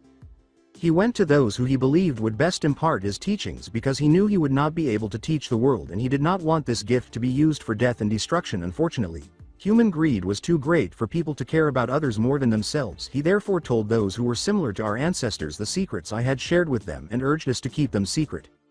According to Naruto, smart guy. With a laugh, Inari remarked, "Yes, he was something all Uzumaki are." When Naruto's eyes widened, Inari remarked, "That's right, the sage's name was Uzumaki, your ancestor." Inari remarked, "His wife was the first to learn how to use seals," as Naruto grinned a little. When the sage appeared before our ancestors, he was an elderly and exhausted man who wished to die with his wife but was unable to do so due to the Gyuubi's power within him. He had thought of something. He had 2 sons, but regrettably, because they were raised by a man who was regarded as a kami, they felt superior to others. When he and his wife appeared before our ancestors, he told them that he could bless them to honor the god or goddesses they worshipped and even prolong their lives because he did not think they would not do what he wanted them to. After he told them everything, the holy men and shrine maidens of the same god or goddesses united and became a family. The sage and his wife then sealed a portion of the Gyuubi chakra into the firstborn children, transforming them into Jinchuriki. After that, their parents would seal a portion of the Gyuubi chakra in their kids, and so on and so forth until it was a part of us. "Why are you telling me all this?" inquired Naruto. "Because it is essential to understand the past in order to prepare for the future," Inari stated. As you can see, the sage chose to have some faith in his sons without disclosing to them what he and his wife had done. When the oldest son was asked to draw chakra, he was instructed to use the sage's Rinnegan eye. His youngest son was asked to extract chakra from the body of the sage because she believed that her youngest son was the most modest in adhering to his father's beliefs. She chose to impart her knowledge of seals to him prior to her death naturally. This infuriated the older brother, who then murdered his mother. Inari responded, "Yes, this sparked a rivalry that has lasted from generation to generation in their descendants," as Naruto's eyes widened. After his wife was killed, the sage decided that the woman he believed to be his angel, who fell in love with an immortal old man, should have the closest possible relationship with God, he created a shrine for her and sealed it in a massive stone that he sent into the sky using his abilities. You can guess what that shrine is. You see it nearly every night.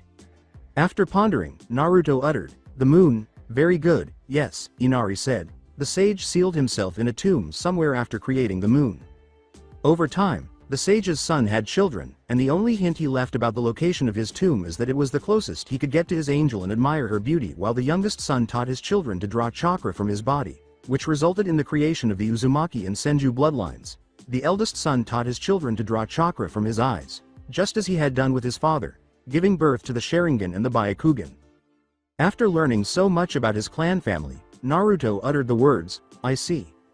Inari laughed and replied, "Good, now the reason I am telling you this is because I want to know if you have thought about what will happen to the Kyuubi when you die." After blinking and beginning to speak, Naruto paused and uttered, "Now that I know the truth, I don't know. The Biju are immortal because the sage cursed them with so much of the Gyuubi chakra," Inari stated. "After you and the other Jinchuriki pass away, they will break free from you, gather chakra from the surrounding environment, including people and animals, and restore their bodies to their original state. Before the sage passed away, they drew chakra from others and created more and more of their own over time, which is why they were not as strong as they are now. They are aware that the only way they can pass away is to destroy everything so they can no longer draw chakra from other things." Naruto stopped and said, "The Fire Lord knows some of this from what he has learned about your family, and because of what he has been able to learn, thinks that only an Uzumaki can hold the Kyuubi and is planning to help you create a large family so that when you die one of your children or grandchildren will be the Kyuubi next Jinchuriki, just like your mother was and just like Mito Uzumaki Senju, wife of the Shodem Hokage, was." With wide eyes, Naruto thought, "So he's just using me." "Naruto, don't be upset with him. He's just protecting others by doing what he believes is right," Inari said, "similar to why you had to murder those men." "He's right somewhat though," Inari said as Naruto's eyes widened and then lowered. "The best person to guarantee that the Kyuubi will be the sage's descendants is an Uzumaki. But he is also mistaken. Biju can be killed in a certain way, actually, all of them."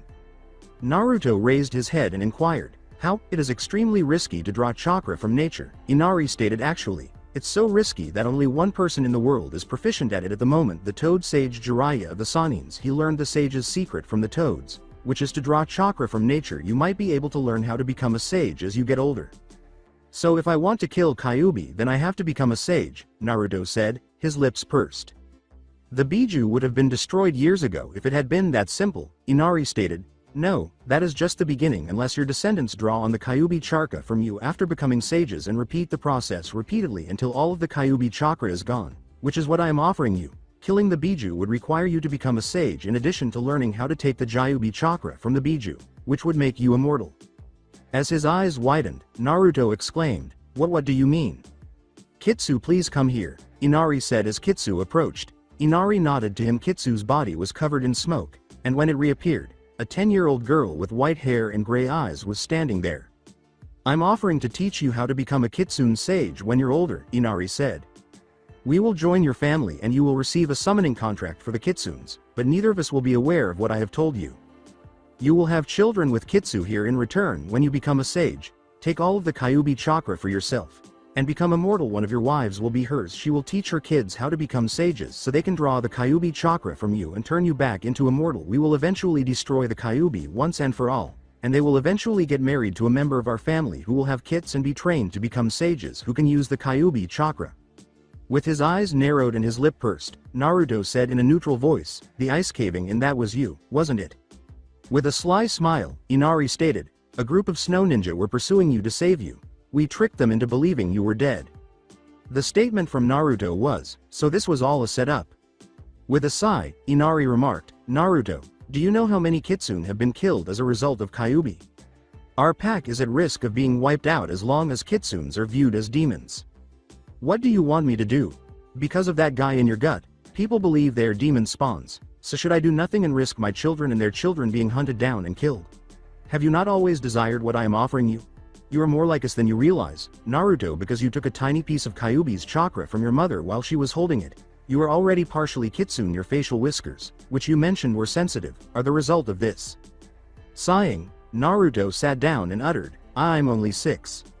Your birthday was a week ago," Kitsu said at the time. "You were traveling to Snow Country by boat." Still, I haven't even thought about having a family of my own. I only recently found out about my mother and I still don't know anything about my father and," Naruto said, blinking as he noticed the change in her voice now that she was in human form. A few kitsunes snickered as Kitsu put her hand over Naruto's mouth and said, "You're rambling." After she withdrew her hand, Naruto gave her a fierce look and asked, "What about you? Are you okay with this? You don't even know who I am, really." Kitsu stated, "Naruto Uzumaki, blonde hair, blue eyes, 3 whiskers on each cheek, loves ramen, orange, pranks, and recently gardening, detective stories, and..." After staring at her for a few minutes while covering her mouth, Naruto turned to face Inari and demanded, "How long have you been planning this?" "Ever since I learned that you had vanished from Konoha," Inari remarked. "Since hundreds of kitsunes were killed during Konoha's multiple fox hunts on the day of your birth, I made the decision to closely monitor you because I knew that any trouble you caused would be attributed to Kyuubi and, to a greater extent, kitsunes in general. When I learned that you had been gone, I became concerned about what was going on with you. I spoke to my family, who knew everything there was to know about you, and I asked for anyone who might know." Kitsu responded that she would be willing to track you down and join your pack in order to not only keep an eye on you but also to meet you someday. We knew we wouldn't have a better chance to meet you, so when we heard you had traveled to these lands, it was as if Inari had blessed us. Additionally, Naruto stated, "But she's your daughter." "I'm a kitsune, Naruto," Kitsu declared. "As they get older, male kitsunes remain with the pack, but females leave to find a mate and form their own pack." But you're oh damn it, I don't know how to say it," Naruto uttered. "You're not your typical kitsune, you're damn it." "Yes though," Kitsu said, closing her eyes. Inari responded, "Naruto, what my daughter here is trying to say is some of the stories you have heard about kitsune are true to some extent. What you see here is all of the kitsune summons in the world." Naruto narrowed his eyes as he surveyed the cave, took in every kitsune there, and then uttered the words, 22 families. When they heard this, many people's eyes widened, and Inari responded, "Yes, how did you solve that?" Naruto paused for a while and said, "I guess my whiskers aren't the only thing that is kitsune. My senses are better than most people's. I could tell which were females, and then after checking I could figure out which have the same scent like mother and children. You're all related to each other, aren't you?" Inari rested his head and said, "The only way we survive is to become more and more kitsune in our ways. That was why we took to following the nature of kitsunes and having our daughters leave to find families while our sons stay. If you ever heard the stories about female kitsunes taking the form of humans like Kitsu has just now, then you can guess the reason why now." "What are you really after? Why the genjutsu?" Naruto asked, biting his lip as he glanced down and then around to the others. After closing her eyes and letting out a sigh, Kitsu inquired, "How did you know?" Kitsu was standing there by himself when Naruto noticed the world around him shimmering. Naruto replied, "I'm a sensor, though I am just trained a little in it. You were touching me when you were manipulating that genjutsu. What's really going on, Kitsu?" With an angry voice. With a sigh, Kitsu transformed back into a fox and sat on her paws, resting her head on them. She then said, "Think about it." After giving it some thought, Naruto remarked, "You've left your family like female kitsune to start a family." With her eyes closed, Kitsu replied, "Yes." After hearing her deep voice once more, Naruto scowled and sat down, asking, "Why did you try to trick me? How much of that was real?" "All of it was real somewhat," Kitsu remarked. Naruto responded, "What do you mean by somewhat? You owe me the truth." Kitsu replied, "I owe you nothing since I saved your life when you fell in the ice." "In Naruto's words, which you caused," Kitsu replied, "No, I didn't. I just said that to get you to like me." "How did you know so much about me?" asked Naruto. With a slight opening of her eyes, Kitsu said, "And why should I tell you?" As he stood up and began to leave, Naruto scowled and remarked, "Trust, I may not know a lot, but I do know if you're going to find someone to want to be with you, they have to know they can trust you." After a half hour, Naruto was still attempting to escape the ice cave when he exclaimed, "Damn it, another dead end." As she sat in the path Naruto had just descended, Kitsu remarked, "Yeah, there are hundreds of tunnels and dead ends around here, but only a few tunnels that actually go anywhere." Scowling, Naruto remarked, "And I suppose you know this how?" Kitsu replied, "Because I've lived on this island my entire life and I know it nearly as good as the back of my paw." "And why should I believe you?" Naruto asked, glancing at her while surveying his surroundings. "Because I thought over what you said and I think you were right and I want to earn your trust," Kitsu said, casting a downward glance. After pausing to look into her eyes, Naruto crossed his arms and uttered the words, "I'm waiting." Kitsu murmured, "The story about the Six Realms Sage was real." Everything the illusion of my grandfather told you was what he told my mother before the rest of our kind was killed. My mother was one of the last full kitsune, and she had left to start looking for someone to start a family with when her sister found her and informed her that original homeland had been destroyed and the others were dead. Her sister died shortly after that, leaving my mother the last kitsune. She made herself look human and went into hiding until she met my father and gave birth to me. She used the illusion I showed you of my grandfather to teach me about our past, as well as giving me a scroll I have with me, and she told me I was the last of our kind and the fate of our people was solely on me. She died 2 years ago along with my father in an avalanche that destroyed our home. With a downward glance, Naruto said, "I'm sorry." Kitsu replied, "No, it's me who should be saying sorry. You asked how did I know so much about you. I have a special ability that lets me read people's thoughts while I heal them. It helps me to not cause them more pain than necessary to heal them. When I read them I realized that I had a perfect chance to bring the kitsunes back. That is why I was trying to trick you into agreeing to become a kitsune sage and also trick you into agreeing to become my mate. If you had agreed, then our children could have recreated the kitsune race instead of having it die out with a half-breed being the last of my kind. For trying to trick you I am sorry." Naruto replied, "What about the stuff you said about the Fire Lord?" Kitsu replied, "That was a little bit of everything. You see, my mother had information about Mito Uzumaki Senju and a little about your mother Kushina. I also have heard human males talking about how they wished they had some kind of bloodline and to be the last of their clan so they could start a harem. I figured with your memories I saw the info my mother had about Mito and Kushina, and then with what I figured was the way male humans think that it is what he would be doing to protect his territory." After giving it some thought, Naruto asked, "Can you help me escape from this place?" Kitsu turned and began to leave, saying, "Follow me." After 45 minutes, Naruto emerged from a cave with wide eyes and uttered the words, "No way." Kitsu replied, "Yeah, this is the cave that you were originally staying in. That tunnel we fell out of is a secret entrance under the ice. To escape with people chasing me I could lure them into the ice tunnels and lose them in there where they would most likely die." In response, Naruto said, "Thank you. So what now? Does that mean you forgive me?" Kitsu asked as he watched her glance down. Naruto remarked, "I don't know yet. I still need to think, but I do trust you a little bit." Kitsu replied, "I see. I still want to be with you since you are part kitsune, so if you decide not to become a sage at least I can help keep my race from dying with me." Naruto replied, "But how will that work? Hell, how were you able to change human before? This is my true form. Besides the whiskers on my face, my ears, and my tail I am mostly human since I am a half-breed." Kitsu's body was covered in smoke, and when it cleared, her human form appeared. However, she also had a 2-foot-long foxtail, a pair of fox ears, and 2 whiskers on each cheek. My pack made a seal that allows us to revert to either human or fox form by either flooding our body with nature chakra, which turns us fully human, or suppressing the nature chakra that we draw, which turns us full fox. Naruto replied, "I see. Besides the whole kitsune race thing, why me? Why do you want to be with me?" Kitsu paused for a moment and replied, "Because I see a kinship in you. When I was healing you I saw a lot of your memories. I saw someone who can understand the pain of being different because of something you had no choice in. I also saw the pain you had from being alone. Something I also know. I thought that since you and I were so alike and we both want the same thing, that if I offered to you what you wanted most, then we both could have it." With a quiet voice, Naruto said, "Family?" Naruto bit his lip and gave Kitsu a nod, saying, "You can come with me." Naruto glared at her, saying, "But we will start off only as friends. I don't know you. I want to get to know you. Besides, I'm only 7 years old and I have things I have to do first before I can think about family." Kitsu's eyes widened, and a smile began to appear. At the age part, Kitsu laughed and said, "Okay, agreed." Naruto replied, "Now I just need to figure out how to complete my mission." Kitsu replied, "About that, you do know that if you get that snow armor you're supposed to get, then you still have to figure out some way to leave this island alive, and the snow ninja will stop every ship until they find you." "I didn't think about getting out," Naruto scowled, thinking, "I always thought I could just catch a ship and leave." Kitsu replied, "But there is a way to get around that if you don't mind helping some other people." Naruto inquired, "What do you mean?" Naruto listened, and Kitsu grinned.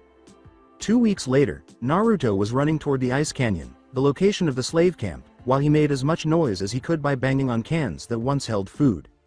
As 50 more Naruto appeared, each holding a can that banged in their hands, Naruto put his hands together and uttered the words, "Kagebunshin no Jutsu." This was about half a mile from the canyon. Not even 3 minutes later, the first snow ninja emerged and started flashing through hand signs. One Naruto dropped his cans and made his own hand signs, and as the snow ninja finished his and the snow began to rise, the hand sign making Naruto exclaimed, "Great breakthrough no jutsu." After the wind attack, the snow ninja was flung backwards, sending snow and a small amount of ice flying through the air. As more snow ninja showed up, another Naruto clone would repeat the action, dropping their cans and throwing a great breaththrough at the snow ninja. This would hit the snow ninja and send them flying, blinding them and injuring them from the snow and ice that was turning into a miniature blizzard. What do you mean our men are being defeated by a boy and his clones go up there and stop him? Nadir scowled down in the ice canyon. Nadir scowled as the snow ninja departed, and then loud explosions sounded, frightening the prisoners and causing cracks in the ice to appear throughout the canyon. When Nadir's snow armor shield activated, halting the Raijin, he was momentarily distracted by the massive explosion. When Nadir saw Naruto and the Raijin standing there, he leapt away and exclaimed, well, what do we have here? Who are you and why are you here? My names are Kase Nami Surrender, Naruto said.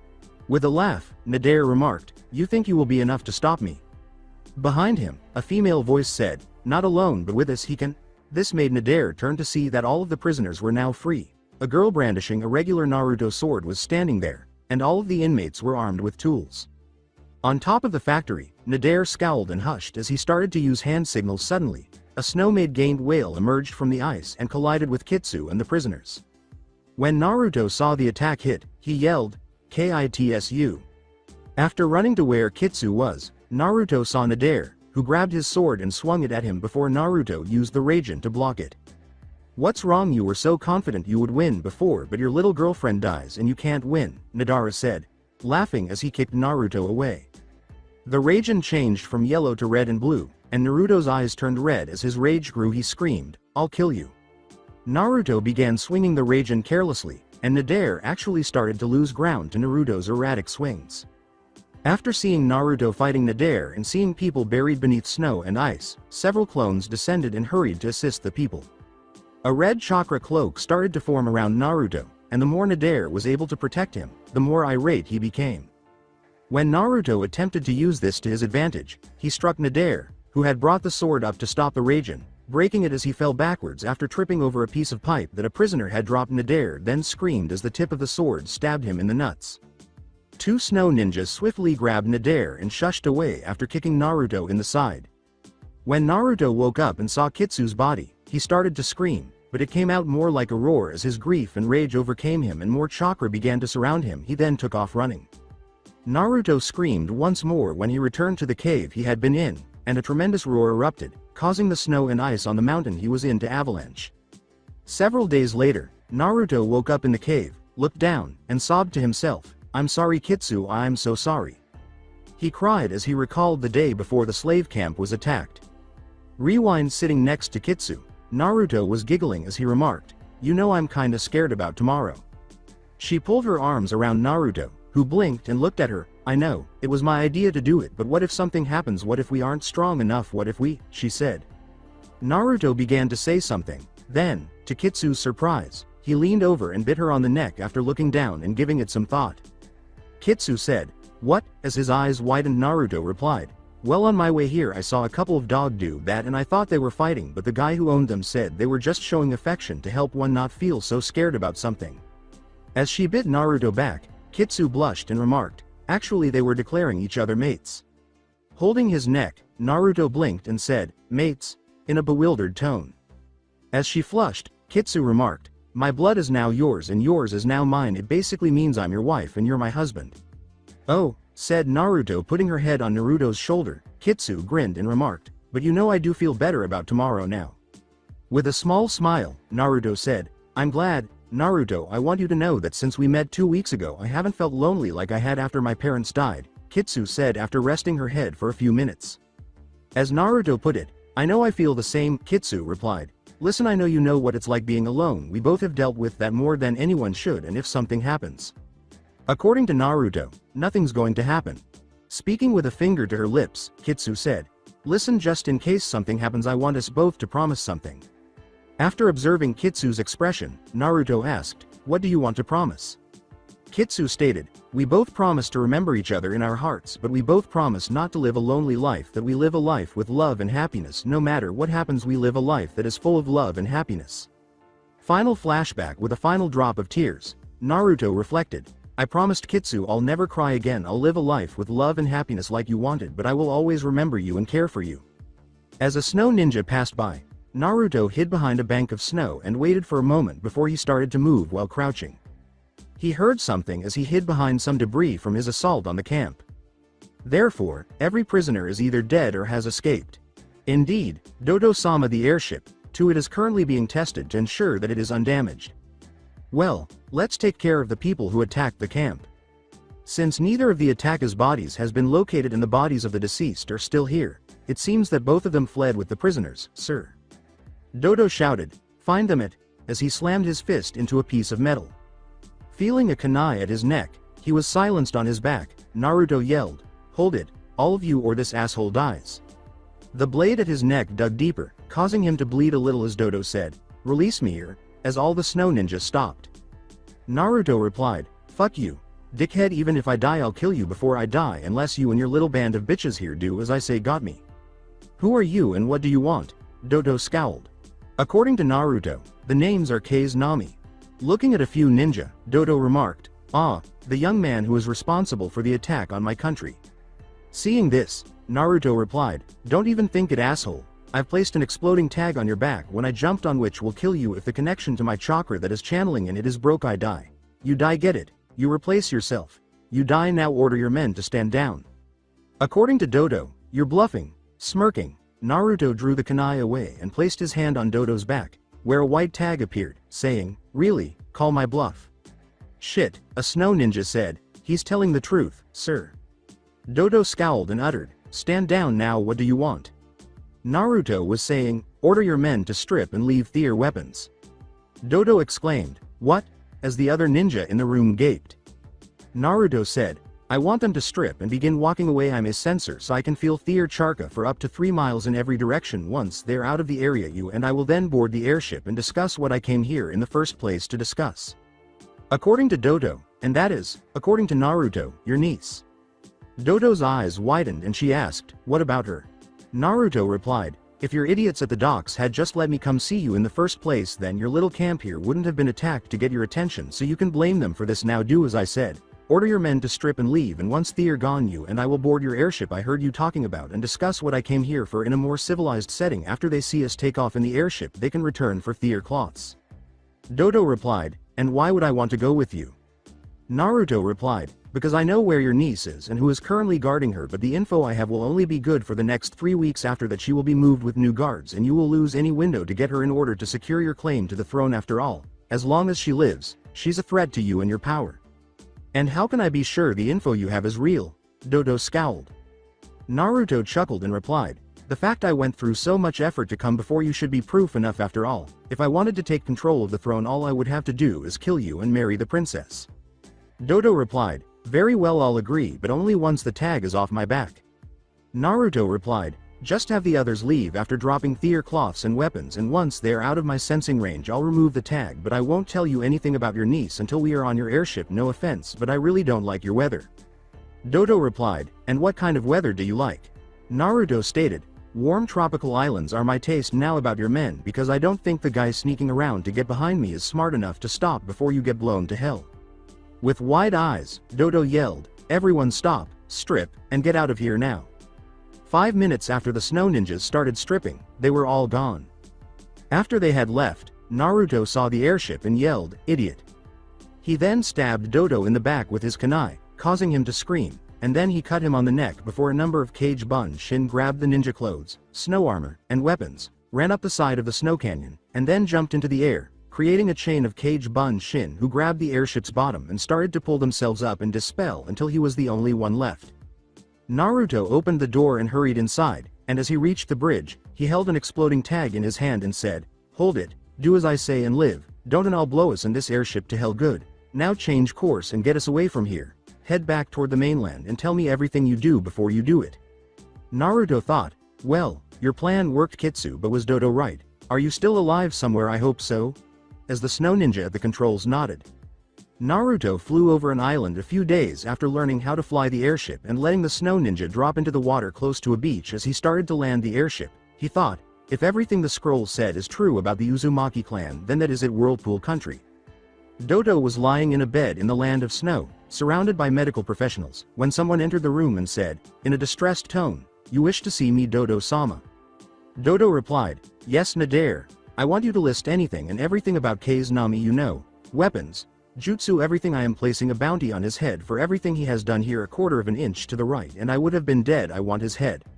In the meantime, Naruto was strolling through the whirlpool forest when he noticed an elderly man seated on a stump. Naruto blinked and said, hello sir, how are you today? The individual replied, I'm fine young man, thanks for asking. Are you from that airship that landed a couple of hours ago? Naruto replied, yeah, could you tell me if this is Whirlpool country? He said, Whirlpool, yes it is. Why? Naruto replied, oh good, you see, my mother was originally from here a long time ago and I just come here to see if I could find anything about her. It's probably a dead end since she left here when she was 8 years old, but well I never actually got to meet her since she died the day I was born. Have you been here very long sir? In his own words, most of my life, Naruto said, if I showed you a picture of my mother, do you think you could see if you might remember her or maybe someone who might be able to point me in the right direction? The individual replied, well, if I can't help you then no one can. I'm the only person on this island besides the animals that is. Naruto replied, oh I guess that makes sense. I had read that Whirlpool country was destroyed by Iwa during the last Great War. Since you've been here all alone, would you like to leave? I mean I can take you wherever you want to go. I was just thinking it probably lonely here. The individual replied, that's nice of you to offer, but shouldn't you ask the others on that airship if? Naruto replied, there is no one on the airship. I brought it here. With a slight widening of his eyes, the man said, I see, and how did you get it? Glancing down, Naruto uttered, my mate told me about it. She. Mate. The man said inquiringly. Blinking, Naruto touched the area where Kitsu had bit him and replied, don't worry about it anyways. She told me about the airship that was being built in a slave camp in some place I don't want to mention. We tried to free the slaves and long story short, I was able to take the airship and it appears most of the slaves are free. To which the man replied, and your mate? Naruto glanced down and said, I don't know, she was hit with a jutsu and I thought she was dead. I lost it for a little bit in my anger. When I went back the slaves were gone as was her body, but the bodies of the dead were still there. I'm hoping she's alive somewhere but I don't know. A tear began to fall. The man approached Naruto and placed his hand on his shoulder. He said, it's sad that someone as young as you should have to face something like that. Maybe your mate isn't dead, maybe she's alive. Maybe she was just injured and those people you helped free were able to take her away to be treated. Why don't you go back and look for her? Naruto replied, I want to but I can't get back there now. They have every way into that place watched, and if I use the airship they will see it and be on me the moment I land and take the airship and kill me, while staring down. The individual replied, does your mate not mean enough to you that you w? Naruto's eyes narrowed and he said, don't you dare say that she meant more to me than you could ever know, which silenced him. Following a period of silence, the man remarked, you said you lost it. I take it you wanted revenge. The man said, by the way, my names are Arashi, and Naruto remained silent. Naruto scowled and uttered the words, Naruto. Arashi replied, tell me something. Using your rage against the guy who used the jutsu, did it make a difference? Arashi sighed and replied, did you quest for revenge against him make you feel better? Did it save her life? Did it do anything really besides cause more pain and suffering in the world? Arashi smiled slightly as he said, he hurt someone close to you. You turn around and hurt him, but then those who are close to him want to hurt you, which causes others who are close to you to want to hurt them. It's a ripple that spreads out, causing more and more destruction as it goes until it destroys everything in the world. Arashi said, just think about what I said, as Naruto scowled and began to leave. Hey, said Naruto, where are you going? Home, Arashi said. Arashi asked Naruto, why are you following me? As Naruto began to follow him. As Naruto put it, you didn't help me about my mother. And why should I help you? Because you offered me a ride on your airship. This is my home, why would I want to leave it? Arashi paused, turned to face Naruto, and said, well, is there anything I can do to get you to help me? Said Naruto, scowling. As he turned to leave, Arashi said, tell me how to stop the ripples of destruction. If you can do that then I'll help you. Also don't follow me. I'll be back at the clearing tomorrow morning. If you're still here and think you got an answer then well talk. After giving it some quick thought, Naruto said, make people quit hurting. And how do you do that? The human race is a greedy, selfish race. We care only for ourselves and how to make our own lives better, Arashi said, pausing and turning to face Naruto. Naruto replied, like you right now you could help me but you want me to give you some stupid answer. Arashi replied, in a way, yes, except your quest for information on your mother is important to you and my quest to finding an answer for my question is mine. Why should I spend my time helping you when you won't help me first? Naruto sighed as he thought, he's right, our quest is important to us, so why would my request be more important to him than his to me? before responding. Someone has to be willing to put their quest to the side first to help others first before they help themselves. Arashi replied, so you're saying someone has to be willing to be selfless instead of selfish? Says Naruto. Exactly, Arashi replied, but how does that help us with the question I first asked, how do you stop the ripple of destruction? As Naruto put it, I don't know. Naruto's eyes widened as Arashi turned and said, I'll be back in the morning. If you come up with an answer, meet me here tomorrow. He then vanished. Naruto scowled and started to leave, lost in contemplation. After an hour, Naruto arrived at a lake and threw a small stone into it, thinking, how do you stop the ripple of destruction? As the ripples approached the shore and then bounced back, Naruto's eyes widened and he thought, that's it. Arashi was cracking nuts when Naruto woke up the following morning. Naruto rubbed his eyes and Arashi held up a peanut, saying, nut. Naruto took one and started eating it, saying, thanks. So do you have an answer to my question? Asked Arashi. Naruto replied, I think so. To end the ripple of destruction, someone has to make a stand to block the ripples and create ripples of their own to cancel out the ripple of destruction. Arashi raises his eyebrows and says, interesting theory, but tell me, what kind of ripples would someone have to make to cancel the ripples of destruction? After a few minutes of looking down, Naruto remarked, the ripple of destruction are caused by people being selfish. To stop the ripple of destruction, someone would have to make ripples from selflessness. Arashi responded, but how does one do that? We are a race of selfish, greedy people. As Naruto put it, I don't. Suddenly, Naruto experienced a flashback. Several of the kitsunes, including Kitsu, got an amused look on her face and Inari coughed, getting Naruto attention, and Inari said, the story you heard was true. We were all aware of you killing those men. The difference between you and the guy inside of you is that you do what you do for others, not yourself. You do it so others won't have to suffer like you have. Protecting what is precious to you is the teachings of the Six Realms Sage. It was the reason our ancestors agreed to become what we are now. You see, the sage wanted to protect the world, to ensure the harmony of all life. He did not give people the gift of chakra as a sword of war, but a shield of defense. He went to the shrines of the world who worshipped different gods and goddess. And he taught the holy men and shrine maidens the secret of his sage arts. He knew he wouldn't be able to teach the world, and he did not want this gift to be used for death and destruction, so he went to those who he felt would pass on his teachings the best. Sadly, the greed of man who care only for themselves then others was too great. That is why when he came to those like our ancestors, he revealed the secrets that I have told you and asked us to protect its secret. Final flashback. Arashi was staring at Naruto. A person has to be willing to sacrifice for others, to use their strength as a shield of defense, to protect that which is precious to them. With a thoughtful glance, Arashi asked, and are you such a person? Yes, Naruto replied. Arashi replied, then why did you in your own words lose it when your maid was hurt? After a few seconds of flinching, Naruto said, because I wanted to protect her. Arashi replied, and did you defend or attack when she was hurt? After realizing the truth, Naruto said, and reflected, I attacked him instead of defending Kitsu. If I had defended her instead, then I wouldn't have to. Arashi interrupted Naruto's thoughts and said, you wouldn't have to wonder if she is alive somewhere. If she is injured, is she dead? Where is she? You would know where she is. You wouldn't have to think, did I accidentally hurt her when I lost control? Did I hurt others in my rage?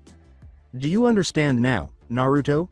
It is so much easier to take the low road and quickly attack and blame others, like how the people blame you for Kyuubi, Arashi said as Naruto's eyes widened. How do you know about that? Naruto asked, his eyes widening once more. When Naruto noticed Arashi's eyes turning from black to gray, he grinned and said, you can come out now. Kitsu, is that really you? Naruto asked after hearing footsteps and seeing Kitsu emerge from the forest. With a smile, Kitsu replied, yes, Naruto-kun. Before Kitsu covered his mouth with her hand and made him stop, Naruto hurried over to embrace her and asked, how are you here? Are you alright? Kitsu replied, just sit down and listen to Arashi-sama, he'll explain everything. Now you want to know how Kitsu is here, right? Well, she was born and raised here actually, Arashi said as Naruto turned around.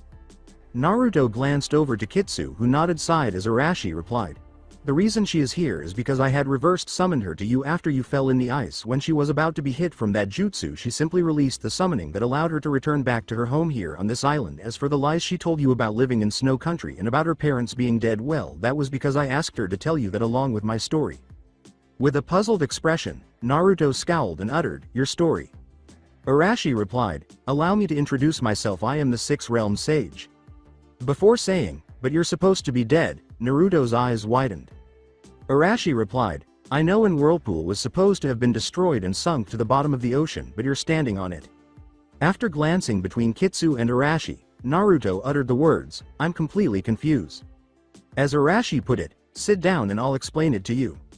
If you don't mind, Naruto-kun, would you scratch behind my ears? Oh yeah, that's the spot. Oh, Kitsu said as she transformed into a fox and shrank to her normal size before sitting in Naruto's lap. Now you heard the story about how I first took the power of the Gyuubi, right? Ever wonder what happened to the Gyuubi body? Arashi said with a small smile. After giving it some thought, Naruto remarked, actually now that you mention it, what did happen to it? Arashi stated, this island is known as Whirlpool Country because there are massive whirlpools that appear around it all the time. These whirlpools are actually created by the Gyuubi. As his eyes widened, Naruto exclaimed, "What? Quite please." Kitsu slapped him across the face with her tail. Naruto puckered his lips and said, after I took the Gyuubi chakra it fell into a coma from chakra exhaustion. I used my new powers to move the Gyuubi away from people and I sat it in the middle of the ocean. Do you see that mountain there? You see that light mist coming out of the top of it? Watch, do you see? You could almost set a clock to it because that mountain is actually the nose of the Gyuubi. This island is made up of the sand building up over the body of the Gyuubi over the years. The Gyuubi is about 20 miles wide. If it ever wakes up, our world is doomed. The only reason the Gyuubi is not awake is because I have lived all these years still taking the chakra from the Gyuubi into myself and giving it to others, creating new bloodlines. After giving it some thought, Naruto remarked, okay, that makes sense, but why am I here? Arashi stated, you are here because I wanted you to. I had Kitsu tell you about the airship because I knew that if you got it then you would come here looking for info on your mother. I have watched you for most of your life, Naruto, and I am impressed with you somewhat and I have an offer for you. Naruto replied, how have you watched me and what is your offer? Arashi continued, you also wanted to know why I didn't help you if I saw how bad your life was. Well, to tell you the truth, Naruto, compared to some Jinchuriki your life is not as bad as others. Some are treated as weapons and others have spent their entire life never even feeling human touch. You had a few people in your life who tried to help you live a semi-normal life. The Sandame, the Ichirukas, and now the Fire Lord, to name a few. While I did feel sorry for you and the others, there is very little I could do since I have to stay here on this island to make sure the Gyuubi doesn't wake up. I may be powerful, Naruto, but I am only one man and a tired old man at that. I have spent over 1,000 years protecting the world, sacrificing my life to try and bring peace to the world, and watched as the gifts I gave the world are used to cause wars and death. Naruto rubbed his head and said, sorry. Arashi replied, it's alright, Naruto. As for how I saw you, I have my ways to watch the world. Now for my offer, to understand my offer you will have to understand some truths. The first relates to your mother, Kushina, like Kitsu was actually a kitsune. After blinking, Naruto said, come again.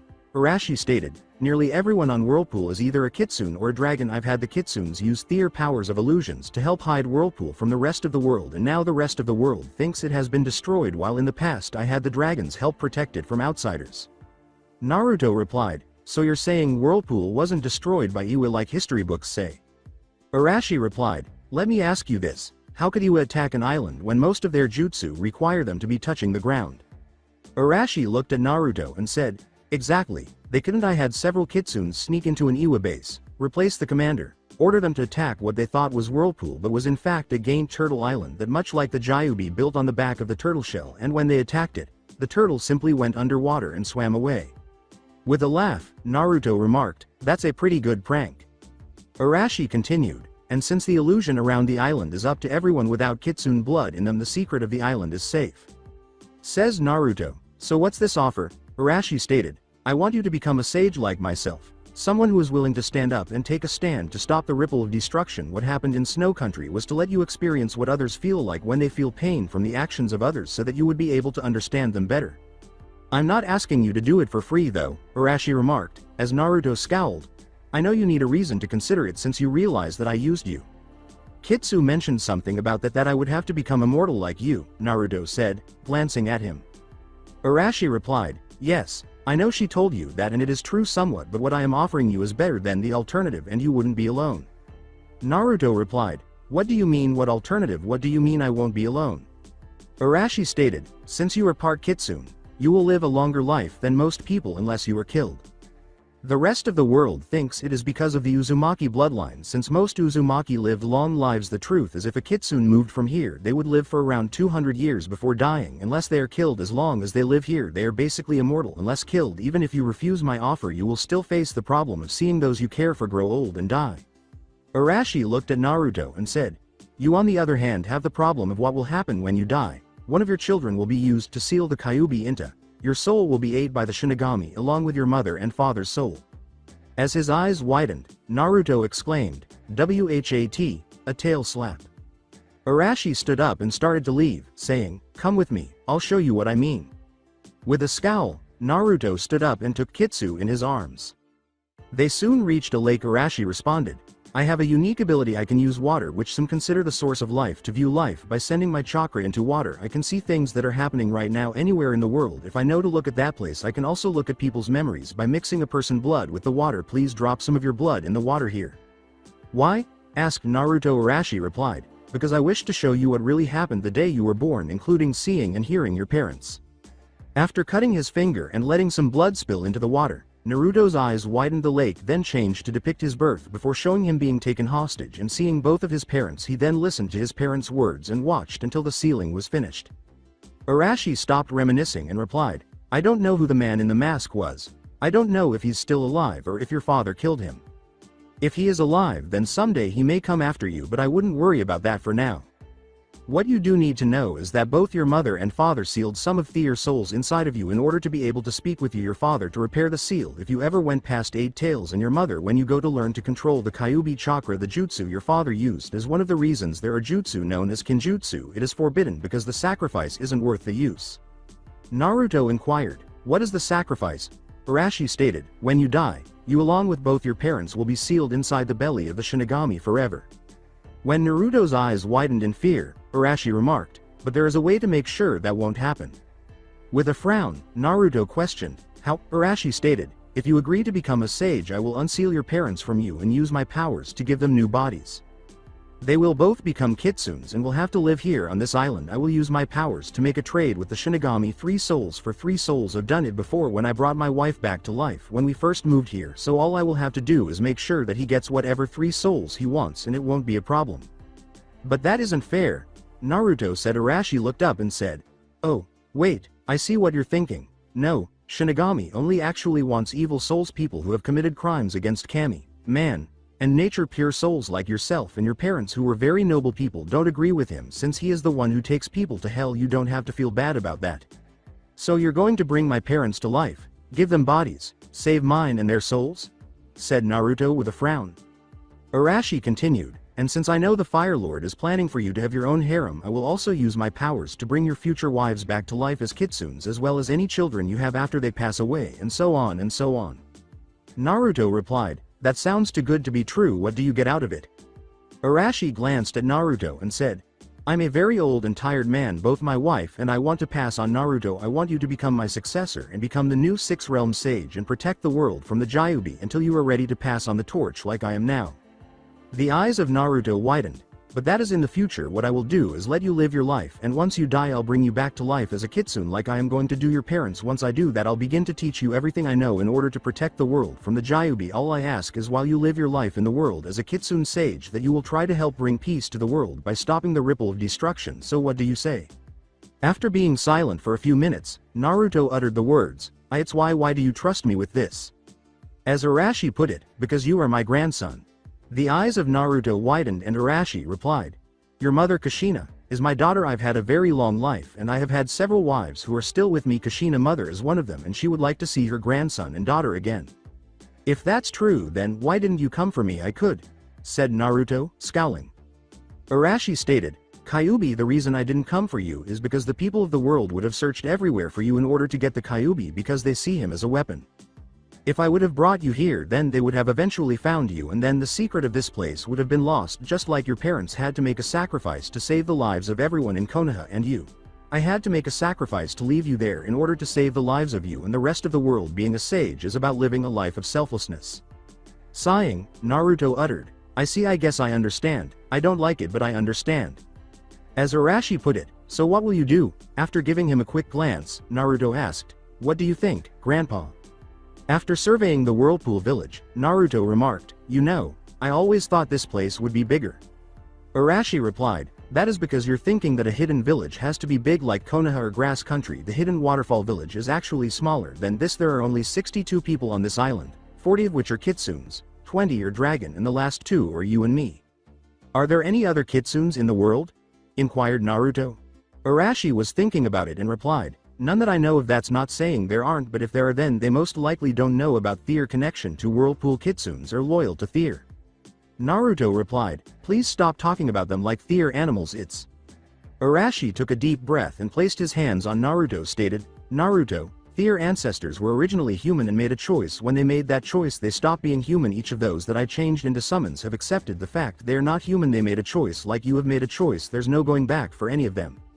Naruto stated, "Being a kitsune is like a bloodline. Don't bloodlines thin out over time?" Arashi, who was about to walk, returned to Naruto. "You're right, bloodlines do thin out over time as the amount of chakra from the Gyubi in them thins out.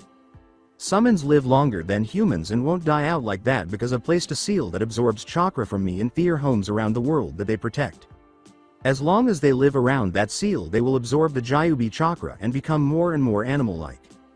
The kitsunes and dragons still can be humans because of me absorbing most of its effects on them. They chose to see themselves as Their race in honor of the sacrifice the others have made to save the world and still keep Their human look so that if and when I have to leave Whirlpool for some reason they can come with me to protect me. Basically I am the feudal lord and the dragons are the guardians and the kitsunes are my samurai."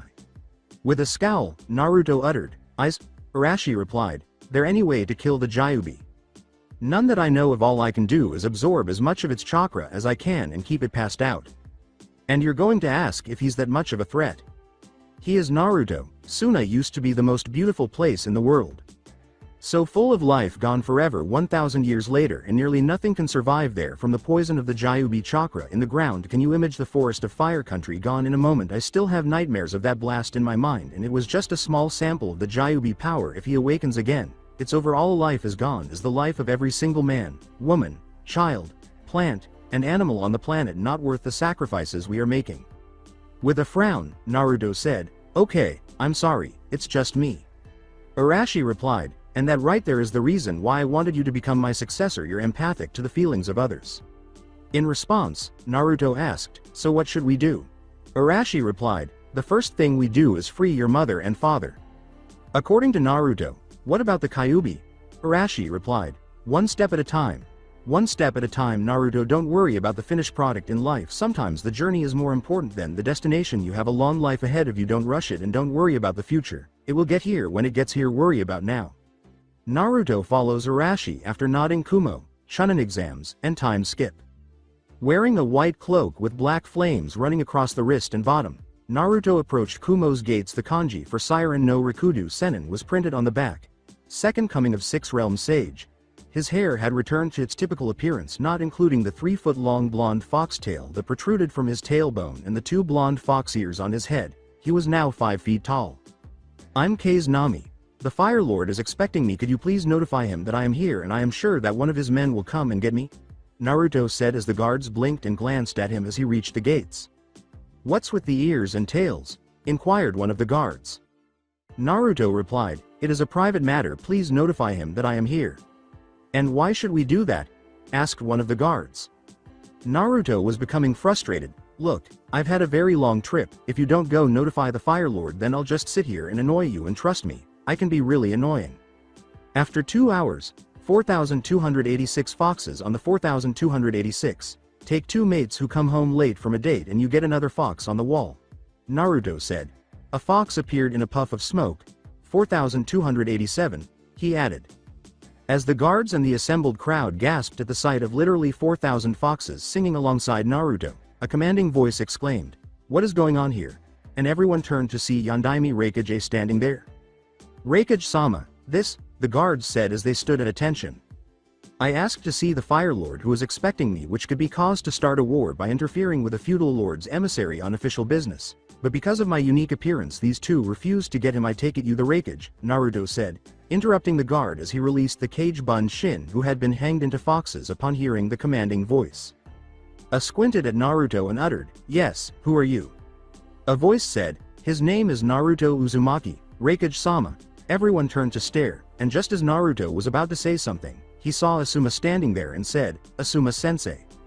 You said your name was Kase Nami," a Chunin said accusingly. When saw Asuma hid, Naruto gave him a fierce look and remarked, "You know this boy Konoha ninja." Asuma replied, "I am not here as a Konoha ninja Raikage-sama. I am here as one of the 12 fire guardians escorting the Fire Lord, and yes, I know this boy, and Kase Nami is an alias that he was told to present when he arrived, sir. His real name is Naruto." Looking at Naruto, he remarked, "I see, and what were you doing with those foxes when I arrived, Naruto?"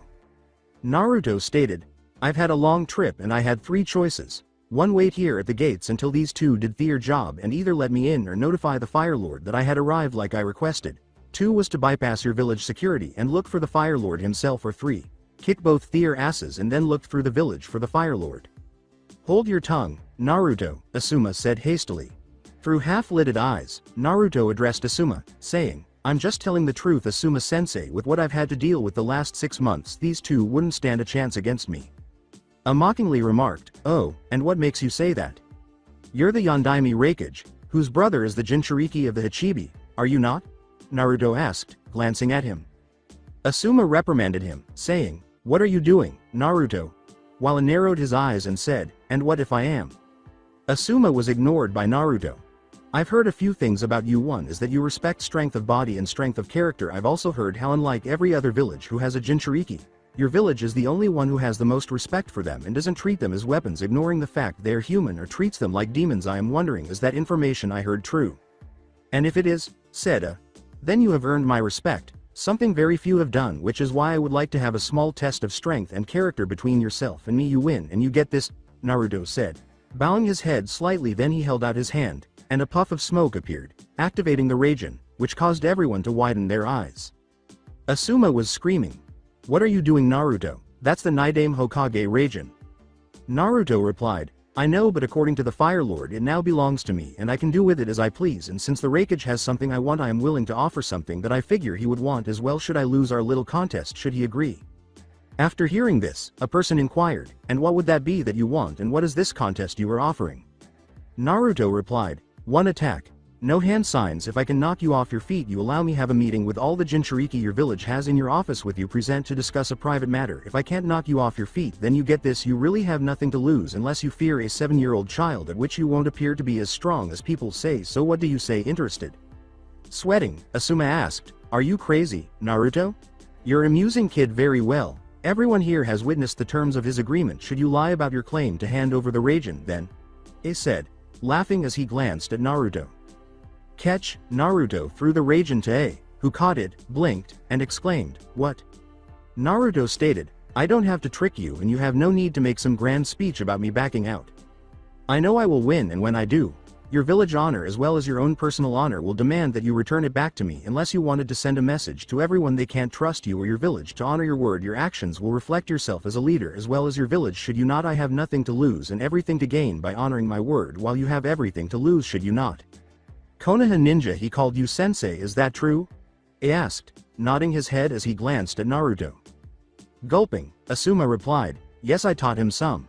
"Come," she said, tossing the Raijin back to Naruto. After nodding, "I'll introduce you to my brother and niece." The statement from Naruto was, "But I didn't knock you off your feet." A replied, "Not physically, but you caused me to stumble when I underestimated you mentally. I'll admit stepping back to reevaluate my opponent, since underestimating someone is a good way to cause failure or death. Now come, and both of you have sewer duty for the next month for not sending a runner to the Fire Lord to verify his claim. I'll escort him personally to the Fire Lord's quarters as soon as our meeting is done. Konoha ninja, you have my word as Raikage of Kumo, no harm will befall your student." Naruto, who started following A, replied, "It's alright, Asuma-sensei. I still have a day before the Chunin exams start, which is when I was supposed to meet the Fire Lord anyways. An hour won't be much wait. Besides, you can give this to him as it's the gift he asked me to pick up from the tailor for him," as he handed Asuma the scroll. "You should report to the Fire Lord first, Naruto," Asuma said with a scowl. "Maybe," Naruto said, "but sometimes it's the journey that is more important than the destination, and this is one of those times." He then turned and ran after A, who had slowed down enough to hear what Naruto was saying to Asuma, but continued to move while also giving some ninja the signal to fetch his brother and niece. Upon reaching A, Naruto remarked, "That was very wise words for someone so young." Those are the words of the Rikudo Sennin, Naruto uttered. Replied, the Rikudo Sennin is a myth. Gazing up at the sky, Naruto laughed and remarked, sometimes myths are built upon truths. So what is it you wish to speak with my brother and niece about? He asked, frowning as he looked at Naruto. Naruto replied, I would rather wait to talk privately if you don't mind. Information is power, I'm sure you understand. The question was, how old are you again? According to Naruto, 7 as of last October 10th. You know, he said, scowling briefly before turning to face Naruto, October 10th was the day Kyuubi attacked Konoha.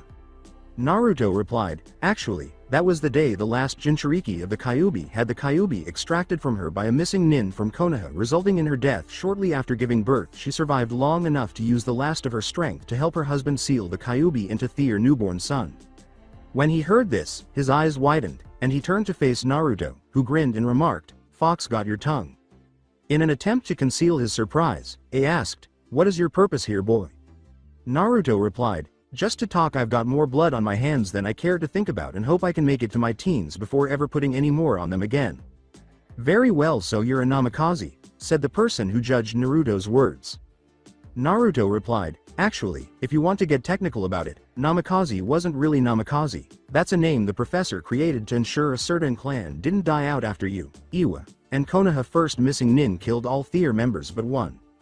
Of course, if that one found out the truth about that, I'm sure the professor would be retired permanently after she got done killing him, resurrecting him, and killing him again. But since Namikaze basically bitch slapped Iwa before going kamikaze, the professor let him think that he was an orphan and let him take his wife's clan name when they were secretly married. By the way, I want to say thanks. Blinking, A asked, what for? Naruto replied, well, if you guys didn't try to kidnap my mom, then odds are dad would never have came and saved her, causing her to fall in love with him.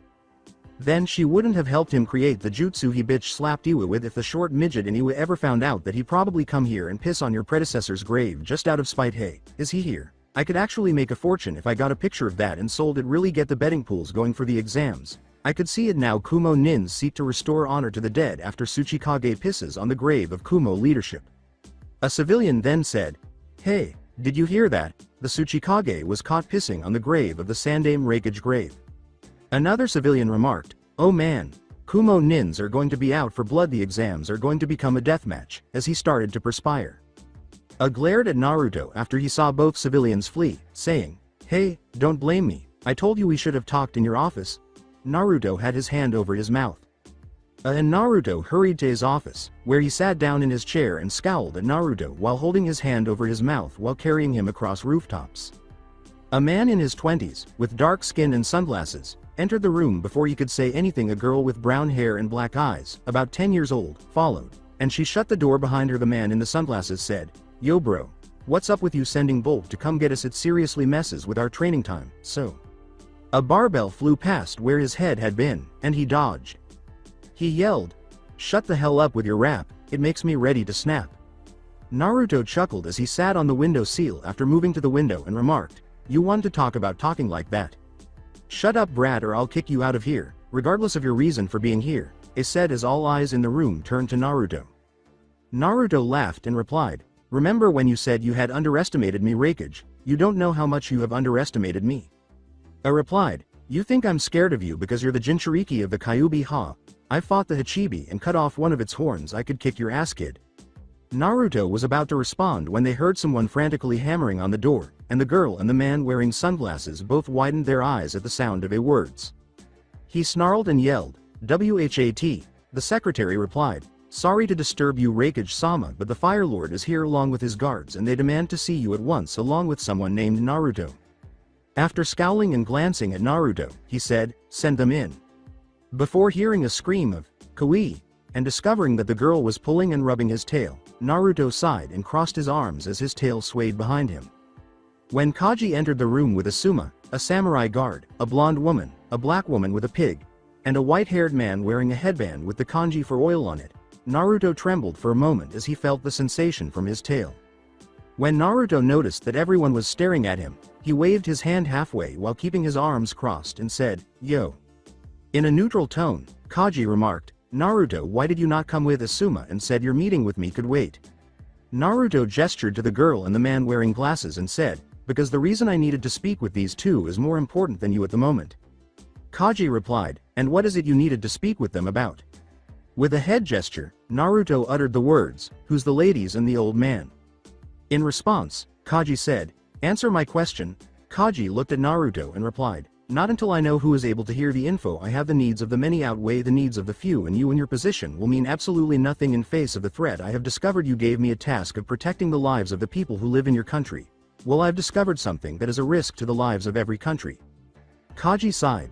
The blonde is Tsunade Senju, granddaughter of the Shoden Hokage. The old guy, as you put it, is Jiraiya Oil. Both are members of the legendary Sanins. The girl with the pig is Shizune, Tsunade apprentice.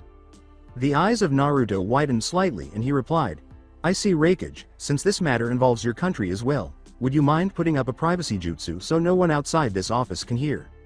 The room briefly glowed as a flashed through hand signs and said, fine, but I want answers. You're Karabi, Jinchuriki of the Hachibi, right? Naruto remarked, sighing and glancing at the man wearing glasses. Then Karabi opened his mouth, but Naruto interrupted, saying, yes or no, I don't feel like wasting more time than necessary. Can Hachibi hear and see everything going on in this room? Asked Naruto after Karabi nodded. Following Karabi's nod, Naruto turned to face the girl who was petting his tail and remarked, Ni Yugito, Jinchuriki of the Nibi, right? Naruto asked, can Nibi hear and see also? As Yugito nodded. After glancing at A, who nodded, Yugito replied, yes. Everyone in the room gasped when Naruto said, good, then that will save time. Long story short, the Shoden Hokage, Mito Uzumaki Senju his wife, and Madara Uchiha are all three fucking idiots. In a furious tone, Tsunade asked, what did you say? Naruto was about to say something when he noticed the necklace around her neck. He grinned and held up his hand, causing the necklace to fly across the room to him. He said, so this is where it is? With a laugh as he examined the gem. With a demanding tone, Tsunade said, give that back.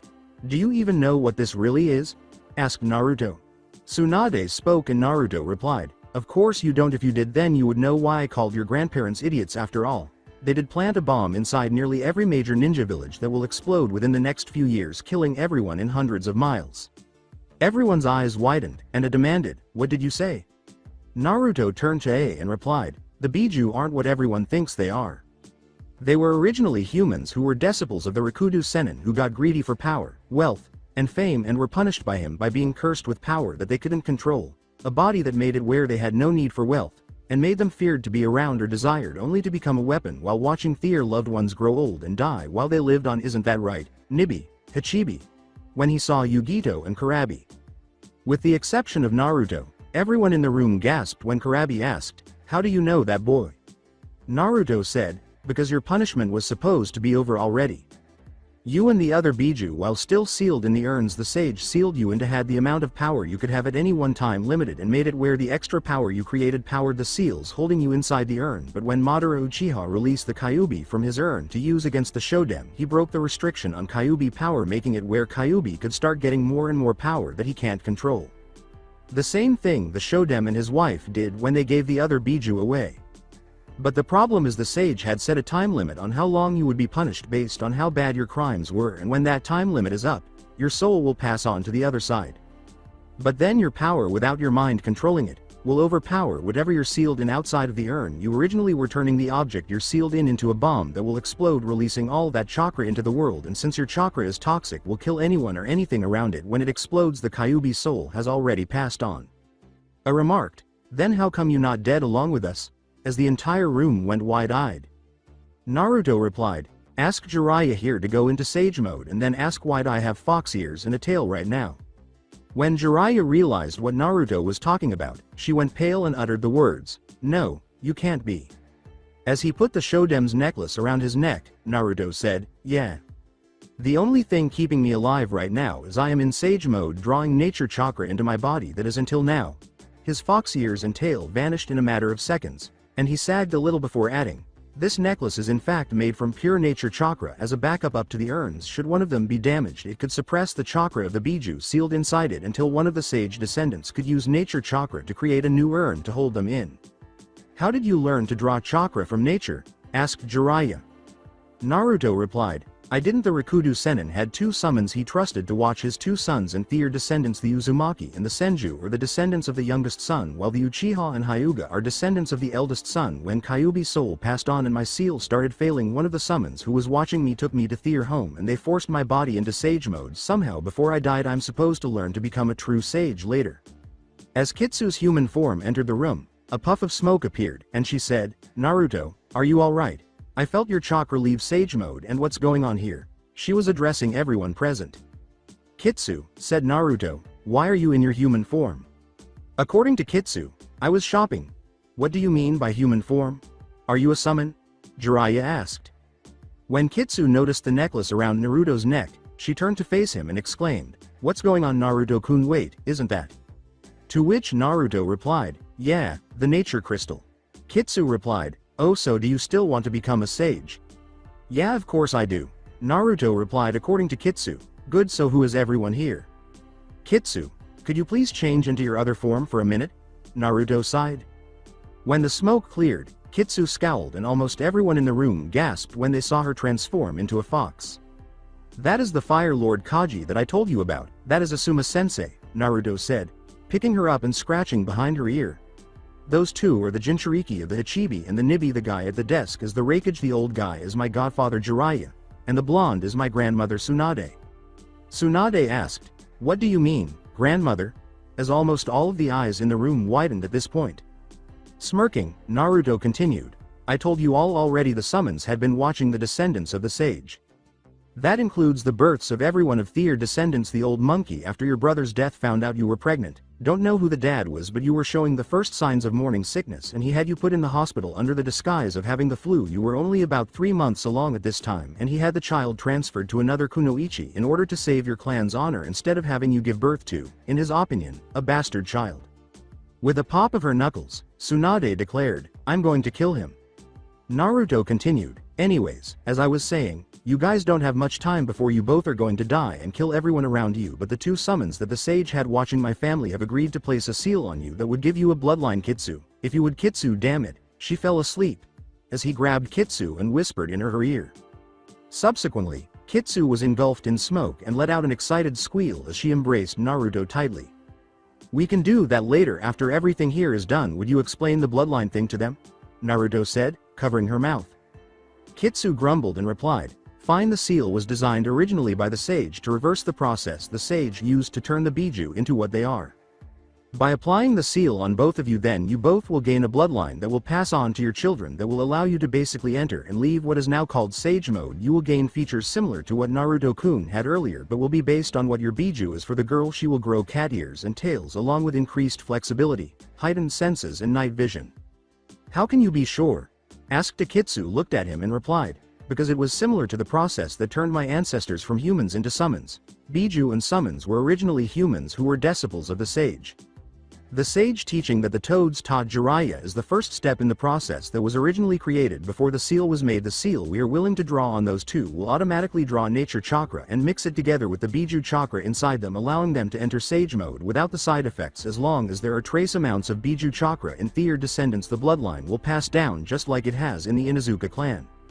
"Who was the black-haired lady? You never told me," Kitsu asked as everyone's eyes widened once more. According to Naruto, her name is Shizune, Granny Apprentice. Kitsu replied, "I see you should all know this. The info you have is top secret. Should any of you with summoning contracts reveal the info about what you have heard, then your summons will be forced by the other summons to void out their contracts with you forever. All summons will refuse to help you, your village, your descendants, or your country for 5 generations. This goes for all of you." I replied, "Are you threatening me, girl?" Kitsu replied, "No. Just passing the message from the Lord of Summons. The sage made a plan. Should certain laws he made be broken after the Biju were created, the Lord of Summons will carry out the punishment he had created, which will cause the death of every summon of any tribe who refuses to follow the rules." As Kaji put it, "And who is the Lord of Summons?" When Naruto said, "The dragons," everyone's eyes widened. Asuma inquired, "How do you know that?" As he lifted his shirt sleeve to reveal a dragon tattoo, Naruto said, "Because of what happened to me, they gave me 3 gifts. The first is this." He then closed his eyes and opened them, causing everyone in the room to gasp. "This is a summoning contract for the dragons. I have one for Kitsune on my other arm, and I am allowed to sign any number of summoning contracts I wish as long as I pass their individual test." According to Jiraiya, the Rinnegan, then when he opened his eyes once more they were normal and he replied, "Yeah, the eyes of my ancestor. Now do you understand why I said meeting the Raikage was more important than meeting you? Since the Raikage has actually earned the respect of the dragons for treating the Jinchuriki here as actual people, I was allowed to tell him about what is going to happen to these two and also offer them training to use it. They also have the choice to accept the bloodline or not, but both will be getting the seal because even as we speak summons are converging on all of the Jinchuriki and will be placing the seal on them without telling what it does." A scowled and uttered, "And why should I allow this to happen?" Naruto replied, "Because they can reverse summon both of them at any time thanks to the Biju in them, meaning you have no say in the matter. Sorry. It's nothing personal, but I have to pass the message like I was told. If I don't, then I won't be allowed to get the seal later myself or be given sage training. I'm being blackmailed into doing this." I responded, "I see very well, Ni, B. You both have heard your options, what will you do?"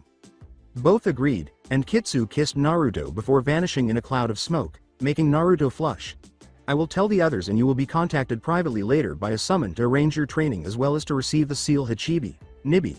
Get ready to finally be allowed to rest in peace, but remember the laws." Jiraiya replied, "How come your girl can turn human and what's the kiss for?" Smirking, Naruto replied, "Figure it out yourself anyways. I've said all I had to say. I'm a little hungry and tired, so can we call this meeting to an end? I've had a very long, tiring, and painful 6 months and haven't had a chance to sleep on an actual bed in 4 months. Kaji replied, "Very well, we can discuss this later, but I expect a full report." Naruto stated, "I will inform you of everything I can without risking the fire country. Your lordship, you heard about the laws of the summons. I don't know how much our country uses summons, but I do know that if I break their laws, Konoha will lose their summons, which will make them an easier target for others, which will cause the lives of the people of our country." Kaji replied, "I understand Asuma, please take Naruto to his room to rest." Nodding, Asuma said, "Come on kid." Kaji produced a scroll as they were leaving, gave it to A, and said, "For your eyes only." He then gestured for the others to go. A's eyes widened as he opened the scroll after they had left, and B exclaimed, "What does it say, bro?" A replied, "Nothing you need to worry about. Why don't you both go enjoy yourself? The town is festive for tomorrow." Following their departure, A remarked, "Things are looking interesting." So that's it for today. I hope you guys enjoyed it. Don't forget to like, share and subscribe to the channel for more awesome stories like this. Thank you. See you all in my next video.